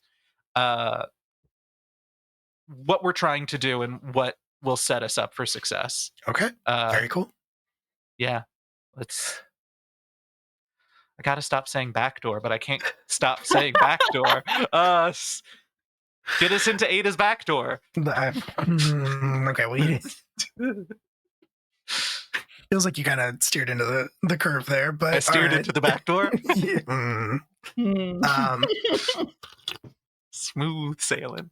Perfect. So you click away at that after you have this conversation, or kind of while you're having this conversation with Padlock as well. Padlock, are you doing anything while Rosa or while JoJo is busy with the terminal? outside of thinking about the conversation we just had and trying Yeah. to make sure that I said the right thing. Um, Relatable. uh, I feel like at some point I would just be either looking around to see if there's anything cool to scrap, Mhm. or to just keep my attention while JoJo's focus, like keeping eyes around until Okay. JoJo's done. Okay. Very cool. I'm going to say that while you, Padlock, are kind of like thinking over the conversation and just sort of like pacing, you have like kind of a hard time standing in one place. You hear the door that you all came through open above you. Like it's back a little ways and up some stairs, but you hear it open. Do I know if the footsteps are coming like down the stairs towards us? If you want to, let's call that. You know what? Yeah, I will say yes. You creep a little bit closer and you listen, and it does sound like at least one person coming down the stairs. Shit. I'm gonna tiptoe back to Rose. Hey, not to rush you, but how much longer is this gonna take? How much longer is this going to take? If you want to do it right, a little while, because you picked that it's going to take a while instead of doing it fast or dirty. You're trying to do it right, and that means that you can't really abandon what it is that you were working on. At least not without it having a potential impact that could be bad. There's some people coming down the stairs. Let's. How shady do we look right now? Like, I mean, you're we are wearing maintenance uniforms.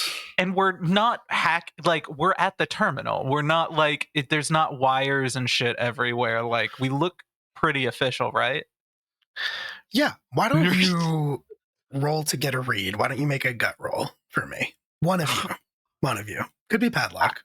I have the worst gut. I want it to be Padlock. I think it should be Padlock. Yeah, you know, unfortunately. My tummy's upset. Yeah, you're.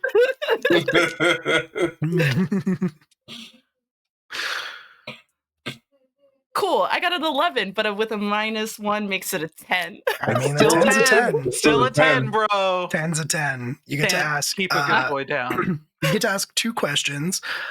What's hidden, obscured, or unclear? How could I exploit a weakness, vulnerability, or opportunity? What's the largest uncounted threat, variable, or danger? What's the best way I could blank?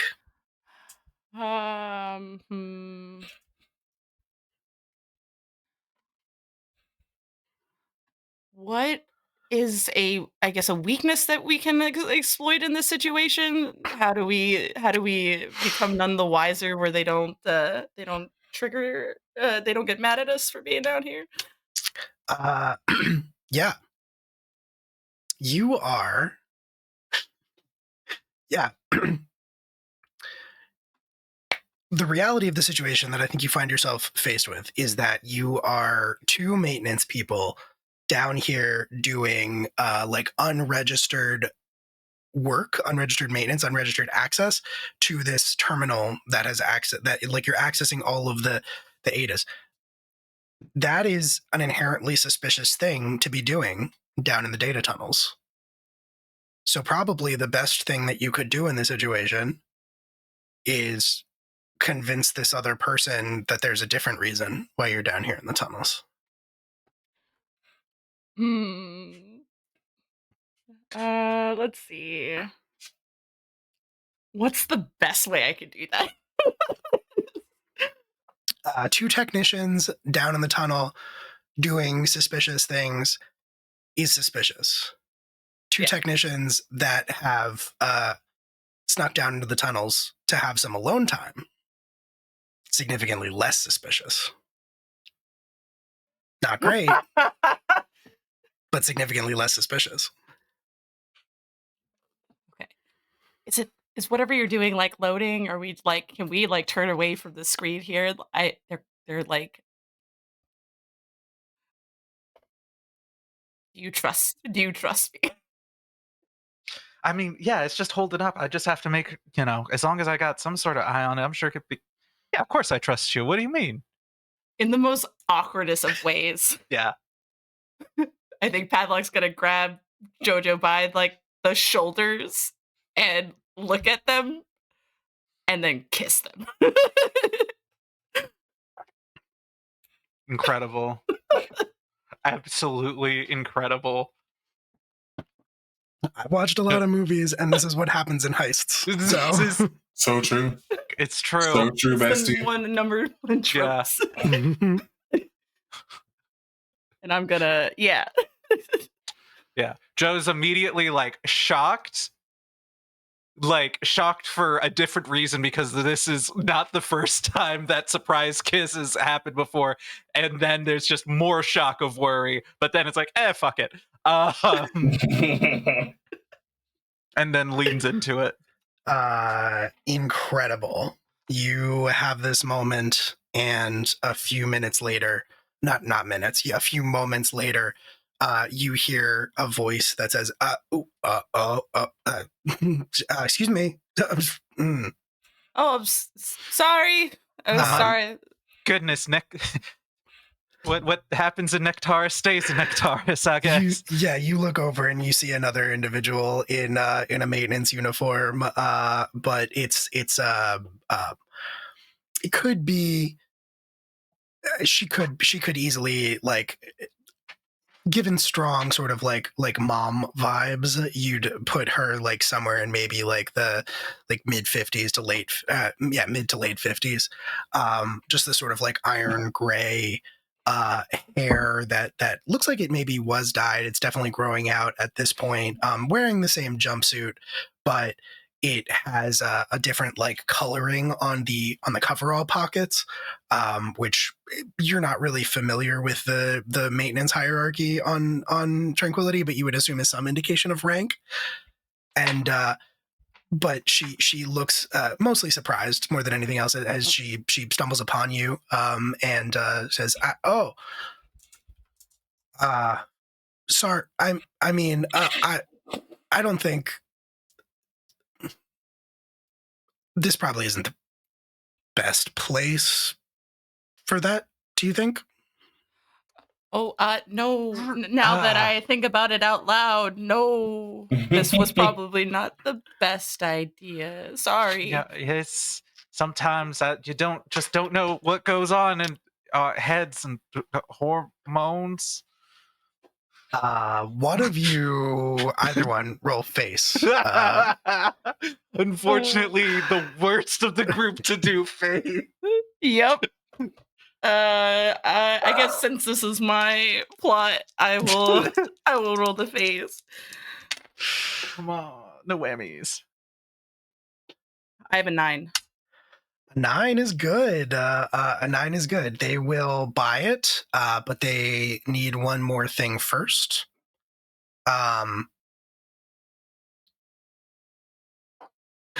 She softens a little bit at your apologies, and she says, be lying if I said that I hadn't done the exact same thing in these tunnels before. Oh, well, wow. Yeah. How long have you two kids been together? Just a few months now. Few months. It feels like years. Feel like we've known each other our whole lives. I've been there. Sounds like you two need to have a conversation, get your story straight. Yeah. We did. Yeah, we do. we should. We do. I understand. I was young once. Sometimes you go out for drinks. You think it's a date.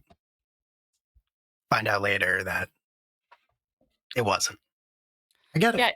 Yeah. Listen, over the head all the time, meh. Mm-hmm. Mm-hmm. And just never knowing what's going on.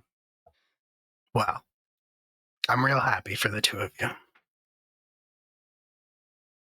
Thank you, man. That's very kind. You off the clock? Oh yes, we would never think of doing this on company time. Never, man. That's fine. Right. That would be breaking the rules. Mm-hmm. I gotta check a power coupling, a little ways down there. But I think I'm actually about to take a coffee break, so I'll be back in about 20 minutes to do that work. Right. She says meaningfully. Yeah. We promise we won't be here. Thank you. Thank you, ma'am. Do you salute? Yeah. We will bow and salute.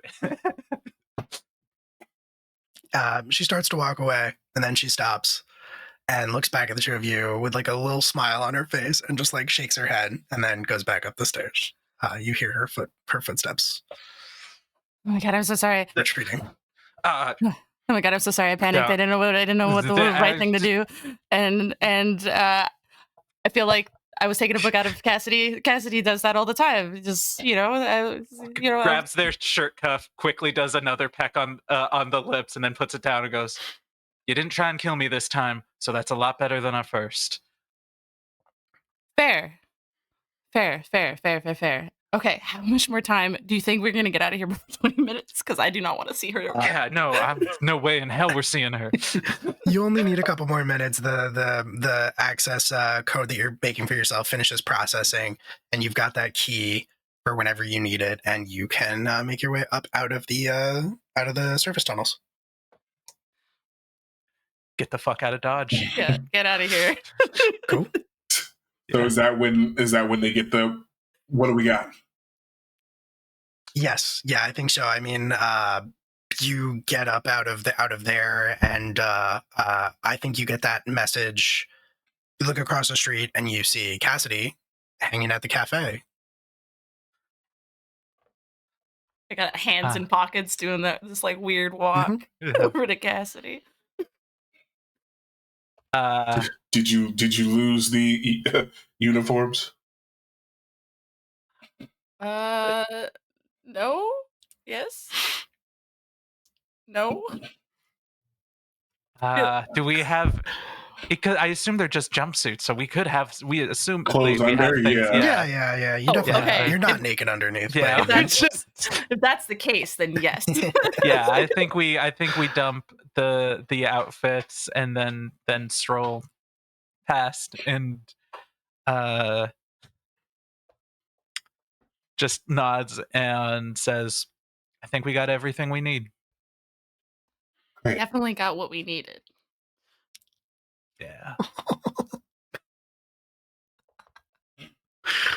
Cassidy, do you want to roll to get a Yes, absolutely. Absolutely, but okay, that was cocked as hell. Okay, let's try that again. Not a single one of them landed right. This is wild. Okay, all right, okay. Yeah, that's an 11. All right.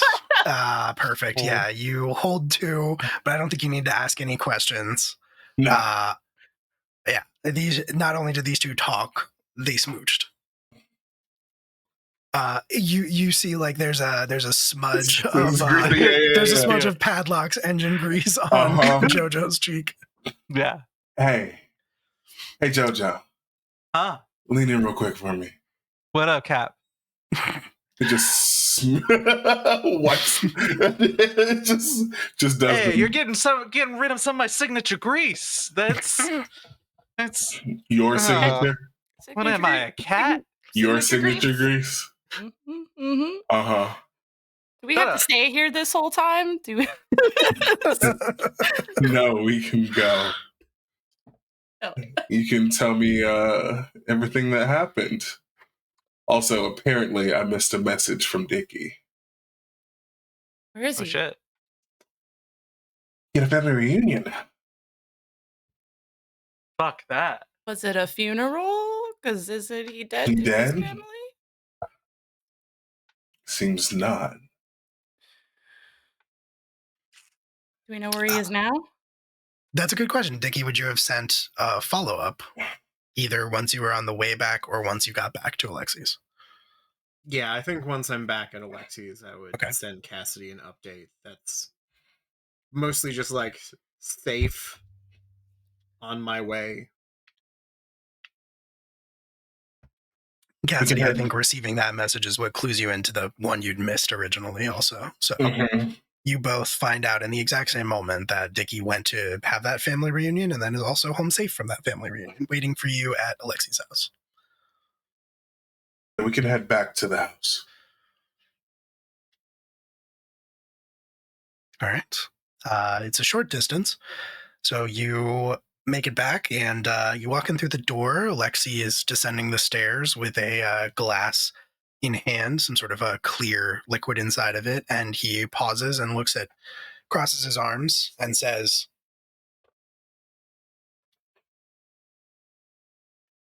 "Now, I know what it looks like when two people have kissed." Right? What? Uh, I don't know what you're talking about. It's warm in here, is it not? I'm gonna walk. Just walk You're somewhere. gonna leave me to field these? Oh, okay. I'm gonna bump into a wall on the way out. Where are the uniforms? Ditched them. I borrowed those. So they're at the cleaners? Forever? I mean, we could say where we left them. No.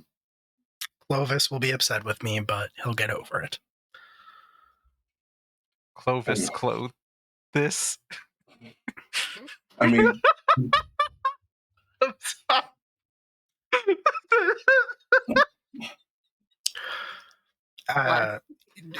Alexi looks at Cassidy and says, "Was this the first time she'd kissed someone, or?" It's the first time that they haven't tried to kill me. So I think that's a win. It really improved our relationship, I think. I mean, some of my best kisses have been with people who wanted to kill me, but to each their own. wait. Let's hold just on. say that Padlock is very, hold very on. good at killing. Wait, hold on. What? So I'm the only one not getting kissed right now? What the fuck is this? Captain. Don't fucking try me. I'll do it. Ew. Yeah, exactly. Exactly. Cassidy, you're giving a bit of desperation. I don't know how to tell you this, but it's not very attractive. Hey, now Alexi. Captain can make anything look good, even desperation. It just seems like you're Gotcha, trying Captain. It seems like you're trying to prove something. That's all. So, hey Jojo, what are you and Pat?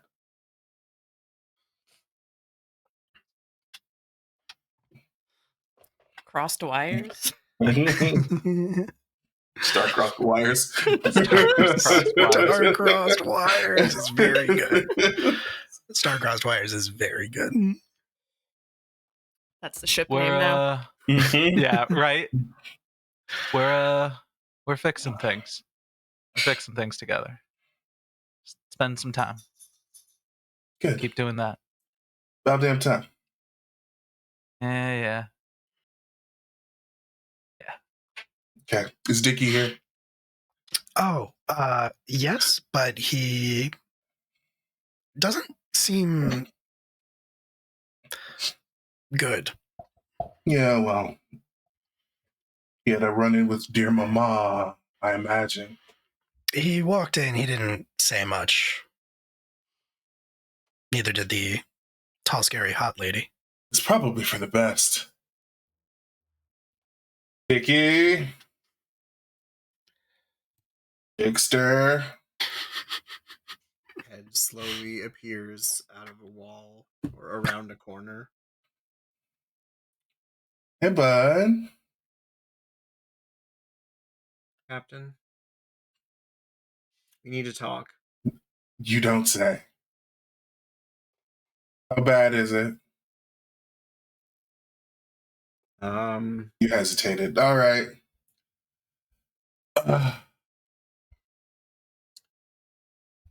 All right, Ada, can I get a Jovian thunderstorm, please?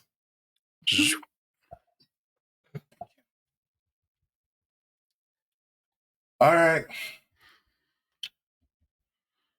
What's the good word, Dickie? Do you want the good news or the bad news?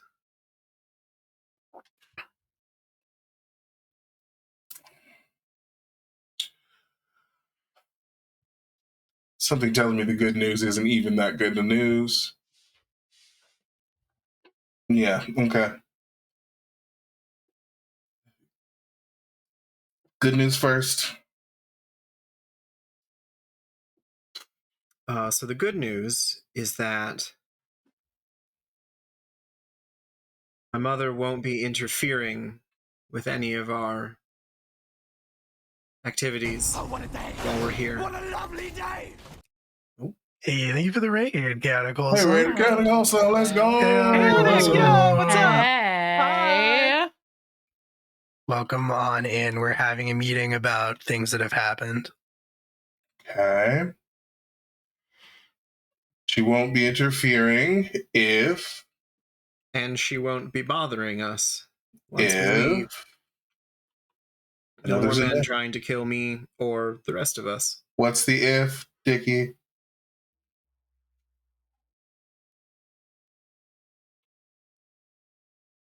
We have to kill the headmaster.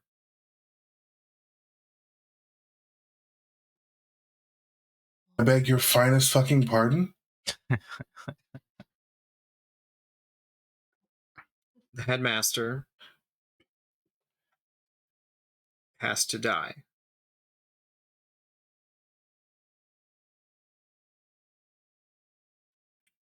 Listen, I hate the head coach as much as the next guy. But why?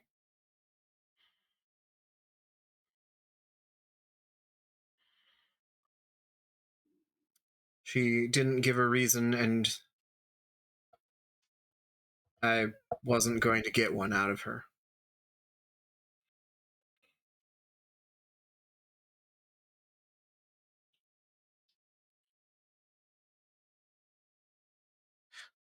Real quick, is this just between Captain and Dickie, or are we all here? I was assuming everyone was there. Yeah, everybody can be Okay, here. cool. I mean, shit. I mean, up on tacos, we just throw somebody out in airlock. So I'm not exactly opposed to it. It's not quite that simple here. Alexi chimes in. The headmaster of the Foundation is an important and well-connected man, not to mention you'll be at the anniversary gala for the Foundation. There will be eyes on him. He'll be giving speeches, shaking hands, thanking contributors, colleagues, lots of eyes, lots of attention. And what if we saw a ghost?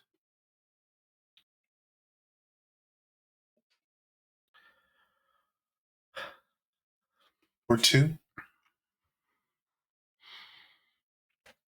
I'm not an assassin. This is not an area of expertise that I possess. However, all I'm saying is that you can pull the trigger, but it's going to be that much harder to get off of this moon once you do. We only need to get to the ship. Which means getting from Cognitum to Nubium without being arrested, detained, stopped, recognized. Alexi, I appreciate all of your input on this, but as your neck is as much on the line if we are to pull this off, I understand why you are afraid. We don't need negatives right now. Those can come later. Right now, I need to know if this crew is on board with that. Everything else comes after.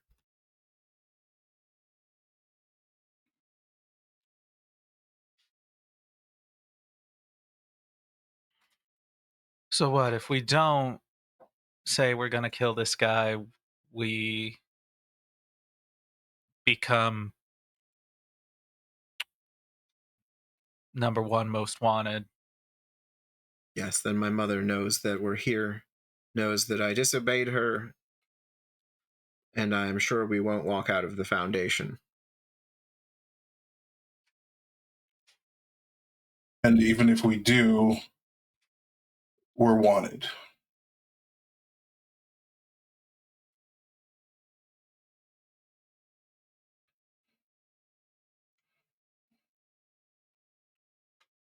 I'm going to ask this knowing that I'm almost positive I already know the answer. Did you already agree to this? I did.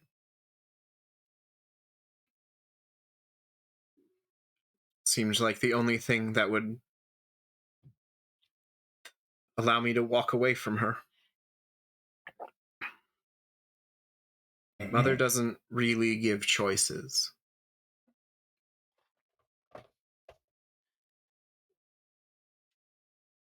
But can we even trust that she's going to follow through on her end? Because if we get caught here, even if we manage to kill the headmaster, she doesn't have to honor her end of it. She can make us do that and still not let it help us get off planet. And have her son not only be back from the dead, but be a wanted criminal for killing a member of the Foundation. She'd never survive the scandal. She would if she disowned you. If this came as a shock, and she's as good a liar as I think she is, then it shouldn't be too hard to blame you, cut the losses, and assume the role that she wants to assume.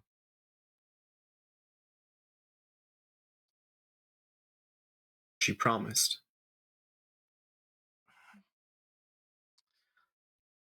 A lot of things get promised that are never, ever going to get followed through with in the first place.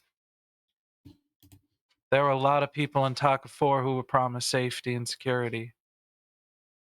And we're currently parking our ship in the remains of that.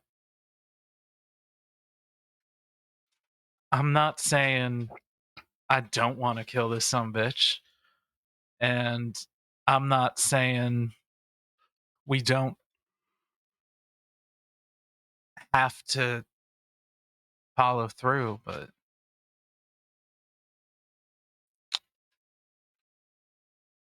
I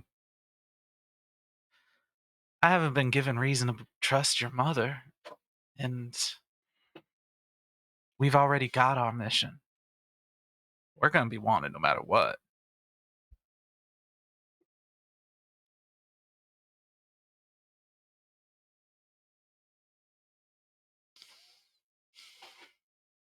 But that don't mean we can't lie back to her.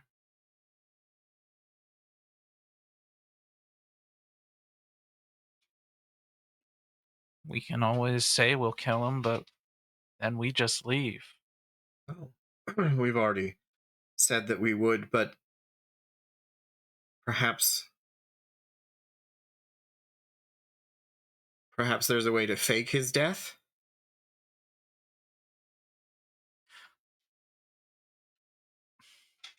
How would we do that? Does Dickie know of any... This is a dumb question. Does Dickie know of any compounds that put you in a state that is basically death, but will revive you in, after a day or something? Yeah, absolutely. Could we have access to those, Ada? I think you could. I think Ada is probably restricted from acquiring those things, but I mean, that's kind of like acquiring illicit drugs and substances is kind of Alexi's whole thing.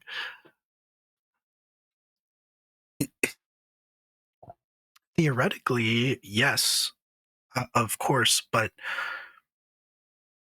when does he revive? Where does he revive? Right. People would want his body. You can kill him in front of everyone, but if you leave the body, the drugs wear off. He comes back to life. It's a miracle, but you still haven't done what your mommy wanted you to. At which point we're far enough away that it shouldn't matter. But we've already seen that she's got people. All right.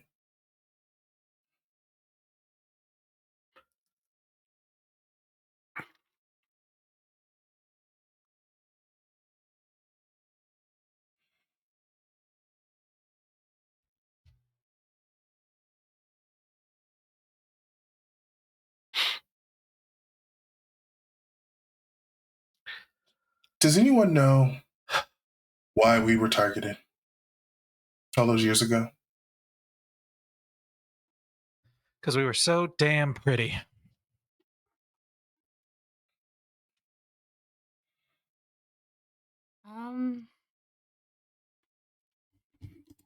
No, honestly. Yeah. Kind of a blur.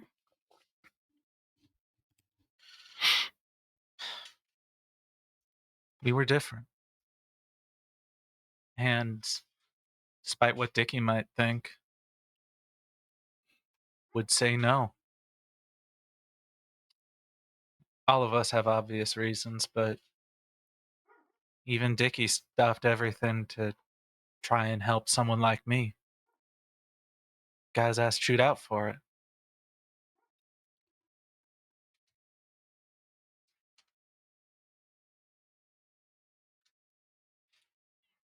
That's what I've been telling myself.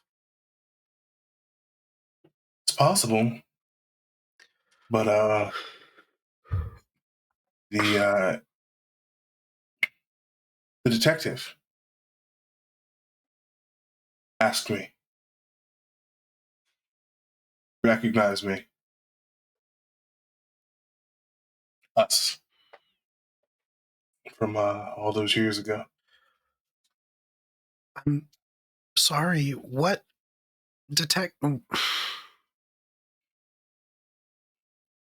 Orlov.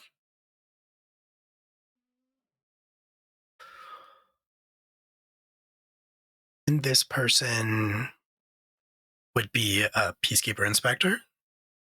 Yeah. I must have one hell of a memory. Oh, yeah. Definitely. I appreciate that you all are being extremely casual about this, and Lord knows that I love a thrill. Lord knows that I love a risk. But it sounds like, frankly speaking, it sounds like your plan is fucked. In every conceivable way, you've been made twice. Once by one of the most dangerous people on the planet, once by a law enforcement agent. And now you want to kill a man on top of stealing something from one of the most secure facilities on the entire moon. I mean, I said from the beginning I don't want to kill him. But I haven't decided if I'm unwilling to. I mean, at what point do we say, fuck it, and leave?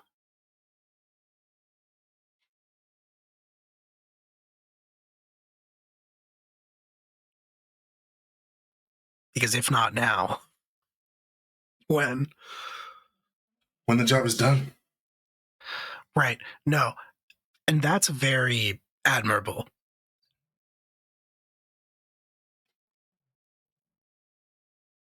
But realistically, do you think you can do the job at this point, honestly?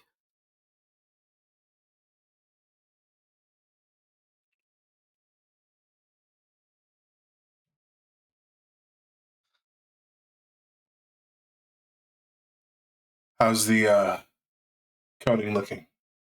You two? Crystal clear, Captain. Best chances we'll get. I able to get in. Got a backdoor into the Yelchin Foundation's ADA. Okay.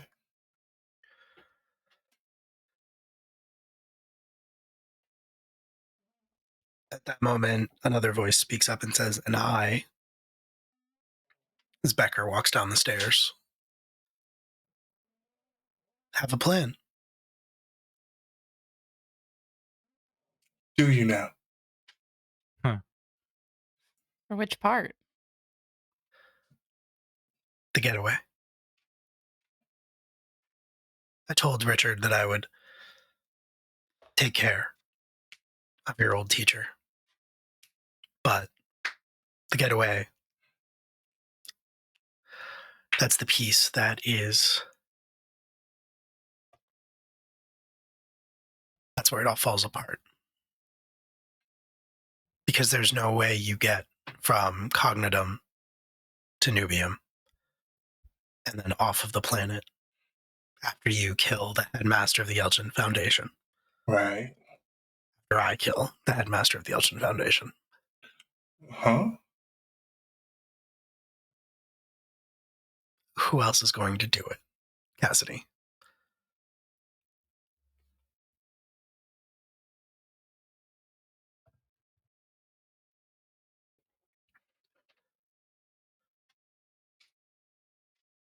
I mean,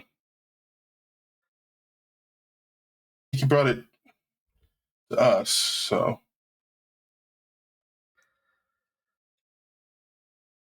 But if you're willing to. I don't think we have much of a choice. You hate the man. I do. And that complicates things. Never assassinate someone you hate. You get sloppy. Not bad advice. Fair. But that's where the plan comes in. It's just going to... Well, frankly speaking, it's just going to require all of you to be as crazy as me. Well, we're already, well, I think we're about there. I've done something similar one time. And it worked. Mostly. Mostly.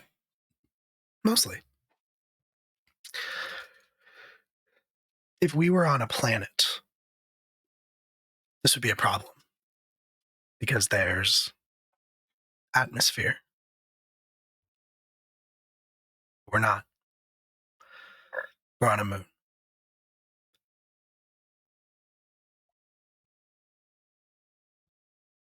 Someone goes to the ship, the Seville, ready to pilot it, ready to take it out into space. We go to Cognitum. We go to your party. You steal what you need to steal. I put 2 in the head of your beloved headmaster. And then we blow the dome. Fuck. oh. Is that always an option? It's not going to be easy. It's going to require a large amount of explosives, which I have on the ship. Or some secret sauce. But we find a point on the dome, we blow it, we stash suits, and then we free float. Whoever's in the Seville picks us up.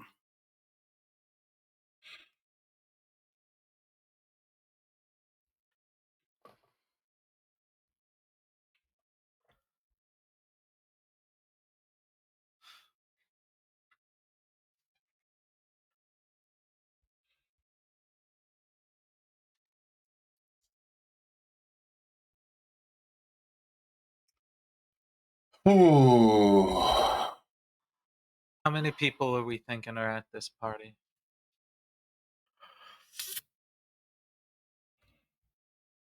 Alexi shrugs. 100? Maybe more? All them people. I don't think they're buying a spacesuit. I hate to agree to this plan, but if your plan is to blow the dome, you're going to be far from the Foundation. It's the difference between running from city to city and running maybe a mile. The domes compensate. There'll be a brief window where I guess you could leap out into space. But then it would shield itself.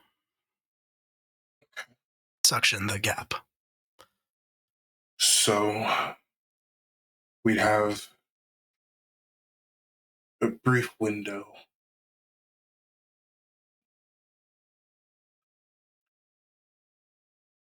Maybe a minute at most, I'd guess. Okay.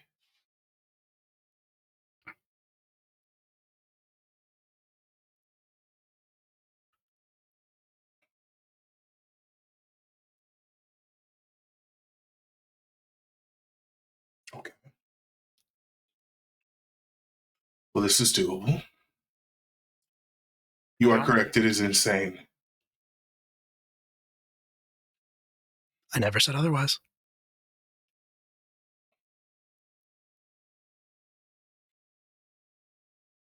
But you had to find somebody crazy enough to take you to this job. Did indeed. You get what you pay for.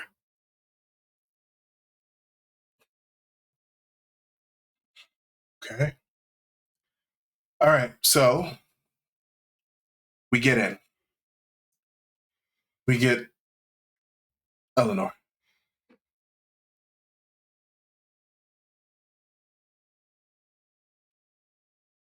We make our exit.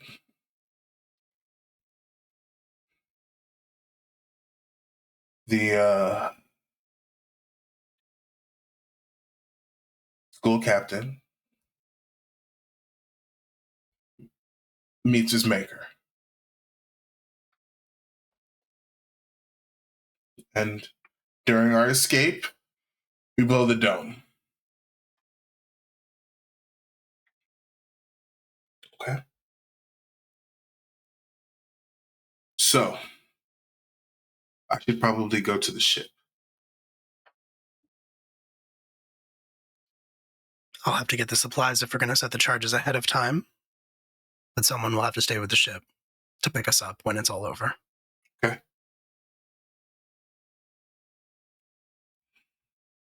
And it can't be me if I'm going to be murdering your headmaster. It's not mine. I'm probably the obvious choice to stay behind and pilot the ship if I can.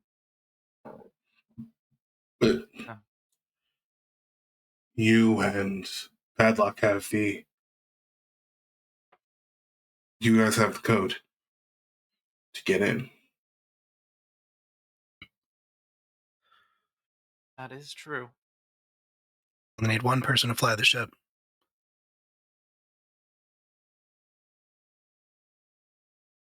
I don't need to be at the party. It's actually probably best that I'm not.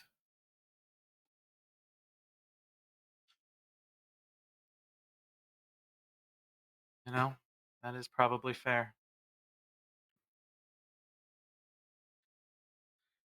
Well, you still dress fancy? Hate to see you miss an event. Oh, I'm always dressed to kill. Don't worry about that. Terrible phrasing, actually, now that I think about that.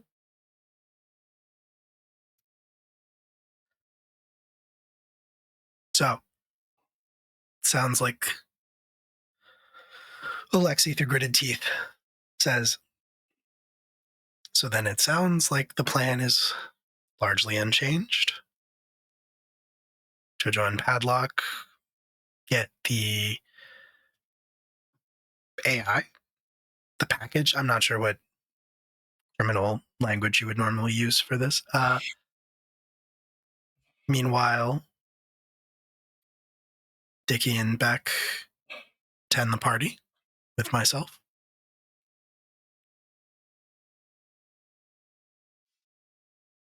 Yeah. and then we all casually leap out into the vast emptiness of space. Is that your first time? It's actually not that bad to be kind of sucked out into space. Not wrong. It's true.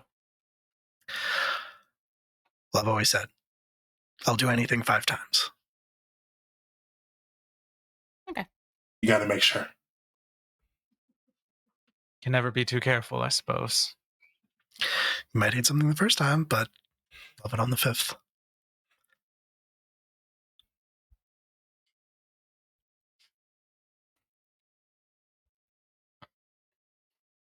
Sounds like a plan.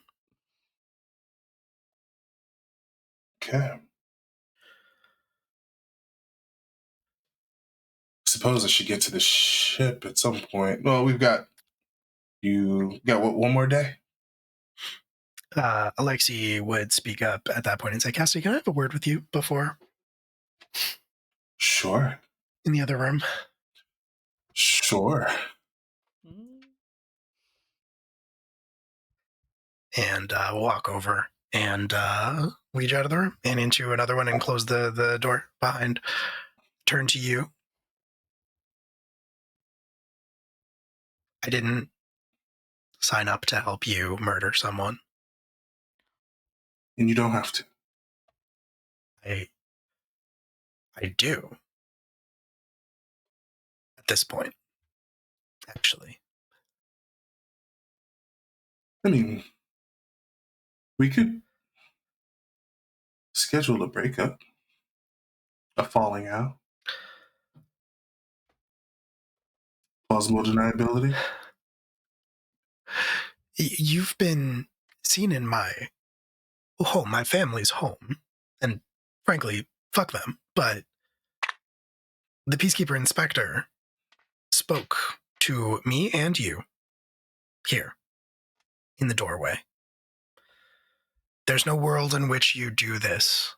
Leave. And I explain it all away. We have come too far for that. And that was always the plan. I knew that there was no recovery from this. But that was before you were going to be killing someone.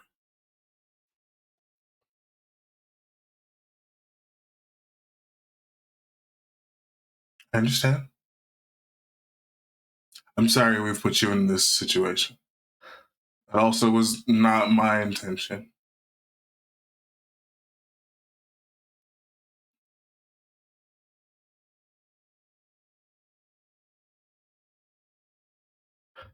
If there's something I can do after the fact, once we're out of here. It just feels bad. It doesn't make any sense. Oh, Why? No. Why would one of the heads of the Civil Corps want the headmaster of the Foundation dead? They've always been allies. They want to shift in power. But they have the power. Mm-mm. But they don't have the Foundation.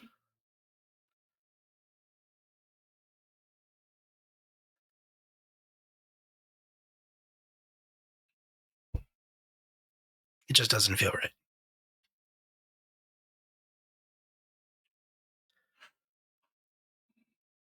Listen, we're bent over a barrel on this, Alexei. Damned if we do, damned if we don't. Do you have an alternative? No, of course I don't have an alternative. Right. So, well, leave now and forget about everything, but that seems to be off the table. It is.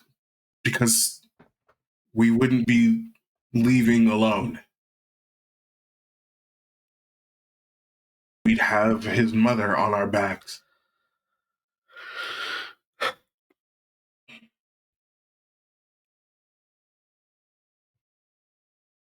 And then we'd have come here and left empty-handed. Fine. I suppose it'll be a good story. It'll be a great one.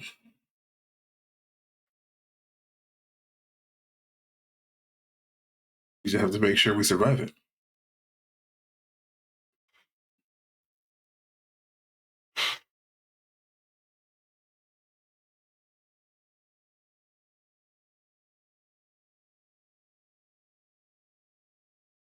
Are you sure that you want to miss this opportunity?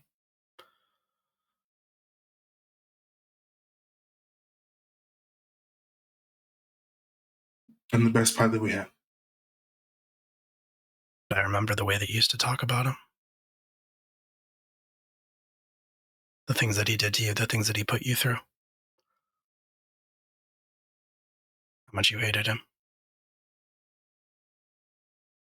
How much you wanted to kill him. Yeah. Max is right. Too many emotions connected. Too much space for error because I get too caught up in the moment.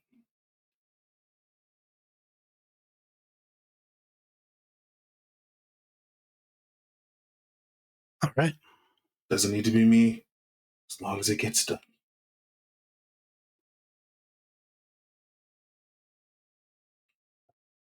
All right.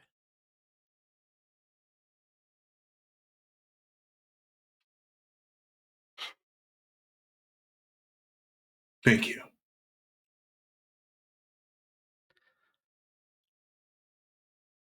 And I'm sorry.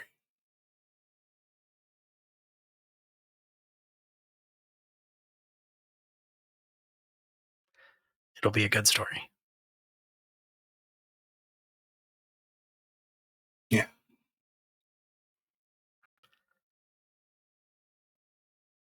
Great story.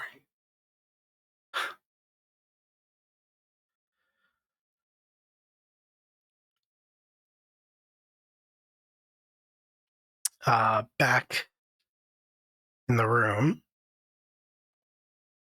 I think Becker will put a hand on your shoulder. Dickie.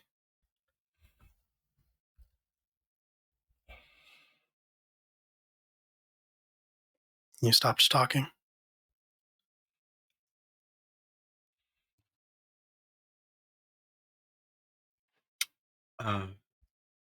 Just the gravity of the situation.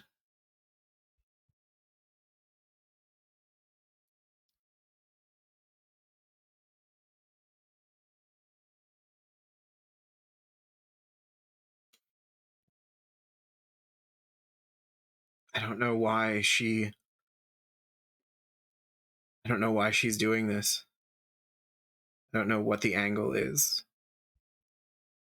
But you're all right, there is one. It's just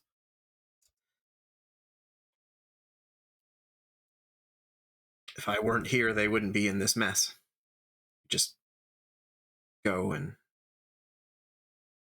get what they need and leave.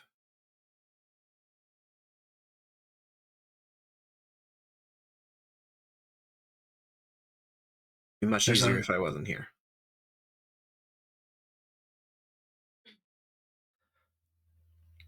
There's a certain type of person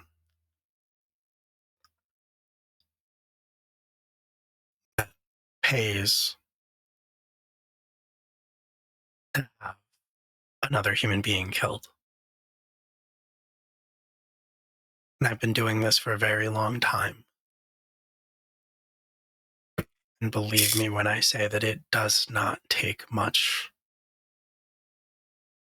for someone like that to decide that someone else deserves to die.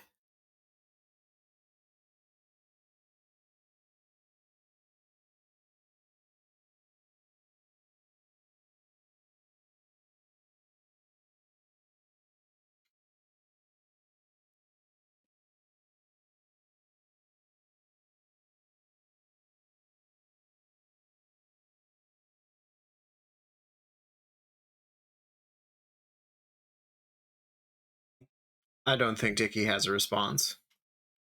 As Alex doesn't have a response. I think sensing that, she will sort of just give your shoulder a reassuring squeeze. She will lean down,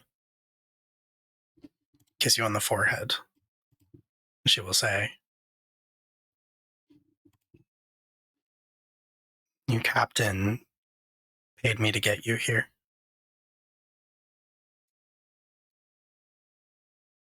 But I'm gonna get you out of here alive.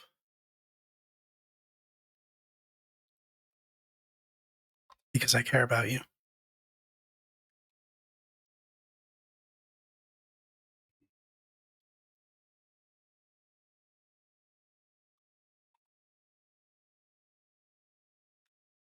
Again, I don't think there's words. I think he just sort of presses himself into her with a hug.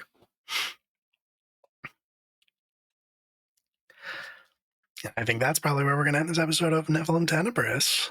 Or, Cannon Dicky Greyhounds. They just go. Hard to believe that a year ago Dicky was reciting bad poetry while Becker pointed a gun at Cassidy Starrunner. What a great time. And look at y'all now. Look at us now. Look at you now. Look at us. Look at us. Look at us. Inspiring to murder. Yep. Inspiring to do a heckin' murder. Technically assassination, I Look think. how far you've come. Is the word. Yeah, assassination. You're so true, Passes bestie. it up a bit, right? No. No. No. Oh boy. All right. Well, we ran a little bit over tonight, so let's go ahead and do our introductions, starting with Alex. Yes. Hi, I'm Alex. I've been Dr. Richard Courtney, Dicky to his friends, which includes all of you here in the call and in the chat. Next Monday, right? We are going back to I'm so bad at this. Valyria. Right, we're going back to Valyria over on Entropy Emporium. On Monday, you can see me playing a man who would have absolutely no compulsions about assassinating the head of the Foundation. In fact, he probably has several assassination plans lined up for him. That is another game that Will is running, the name of which is Fall of the Ashen Throne. That's it. That's the Fall one. of the Ashen Throne. Come check that out. There's scheming and politics, and I am playing a psychopath. And a smoke monster. What? And a we smoke got a monster. smoke monster to fight, which is going to be fun. I don't really have much else going on apart from this, so yeah, the only other thing I have to say is that if Dr. Richard Courtney, what was the thing we were doing? Loot. Yeah, what loot would Dicky drop? If Dr. Richard Courtney died and you looted him, you would get one pristine lab coat, one Soviet-era pistol, and a lot of really bad poetry. Perfect. It's true in Valyria, Bong rips you in regards to the smoke monster. Bong Holy rips shit. you. Bong rips you. Eli. If only. Hi, my name's Eli. I was playing your favorite junker Padlock. Let's see. I will be here tomorrow, same time, same place, playing Rangers Rampant, keeping that fun thing going as your Green Ranger Rampant. Let's see. Not this coming Saturday, but next Saturday, Mayday's finally gearing up to go back to Las Vegas as your favorite coterie is back at it again with a big ol' heist where we try to frame the Hakata. Just so much fun. But that is pretty much it. As we move into February, I'll have some other stuff, doing some charity stuff for the LA wildfires and other things. So just follow me on my socials at A Ghost of Eli. And you can keep tabs up with all the cool stuff that I am up to. If Padlock was dropping loot, it would probably be 10 pork buns exactly, and a recipe to a secret sauce, and that secret sauce is like a barbecue sauce of some kind. That's it. Yeah. Q. Hello. Hi. I'm Q. Tonight I played Captain Cassidy Starrunner, who is just having a time here, gang. It's been fun. What you can do, you can find me alternating Tuesdays from this one over at Entropy Emporium for They Call Us Villains, which is a masks horror game where the horrors are all the sadness we inflict upon our friends. You can also see me every other Thursday when we are, in it for Redacted here on LFTA.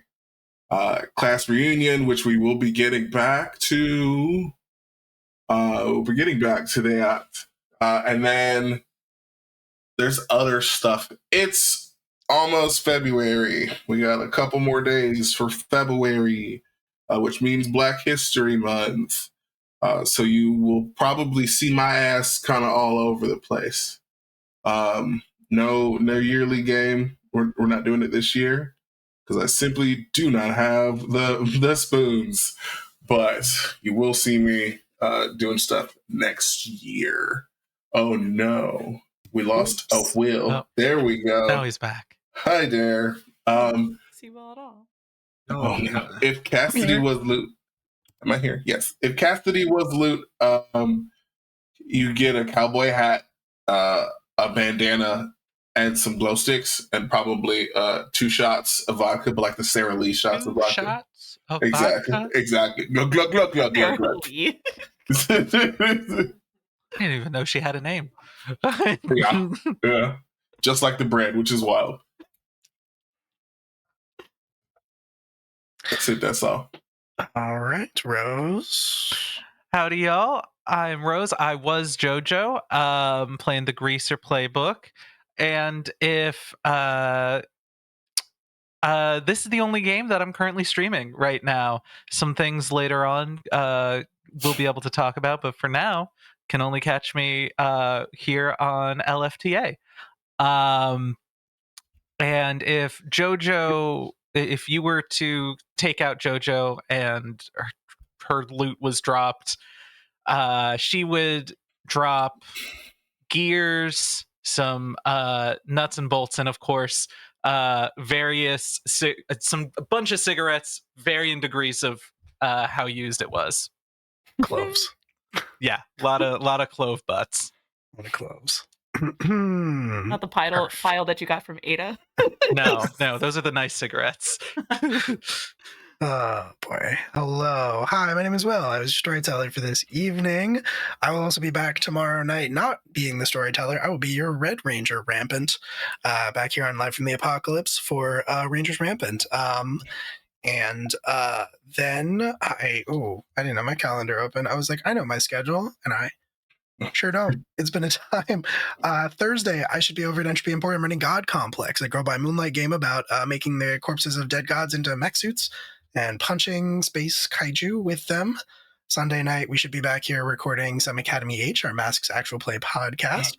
And then Monday night, the aforementioned Fall of the Ashen Throne session over on Entropy Emporium as well. Our second to last episode, I believe, of that series. I have already started getting sent some potential season 2 character concepts. So who knows what the future might hold as far as that is concerned. But yeah, that is pretty much it for the immediate future. You can find me all over the internet at AWillM Scream, mostly here at Live from the Apocalypse.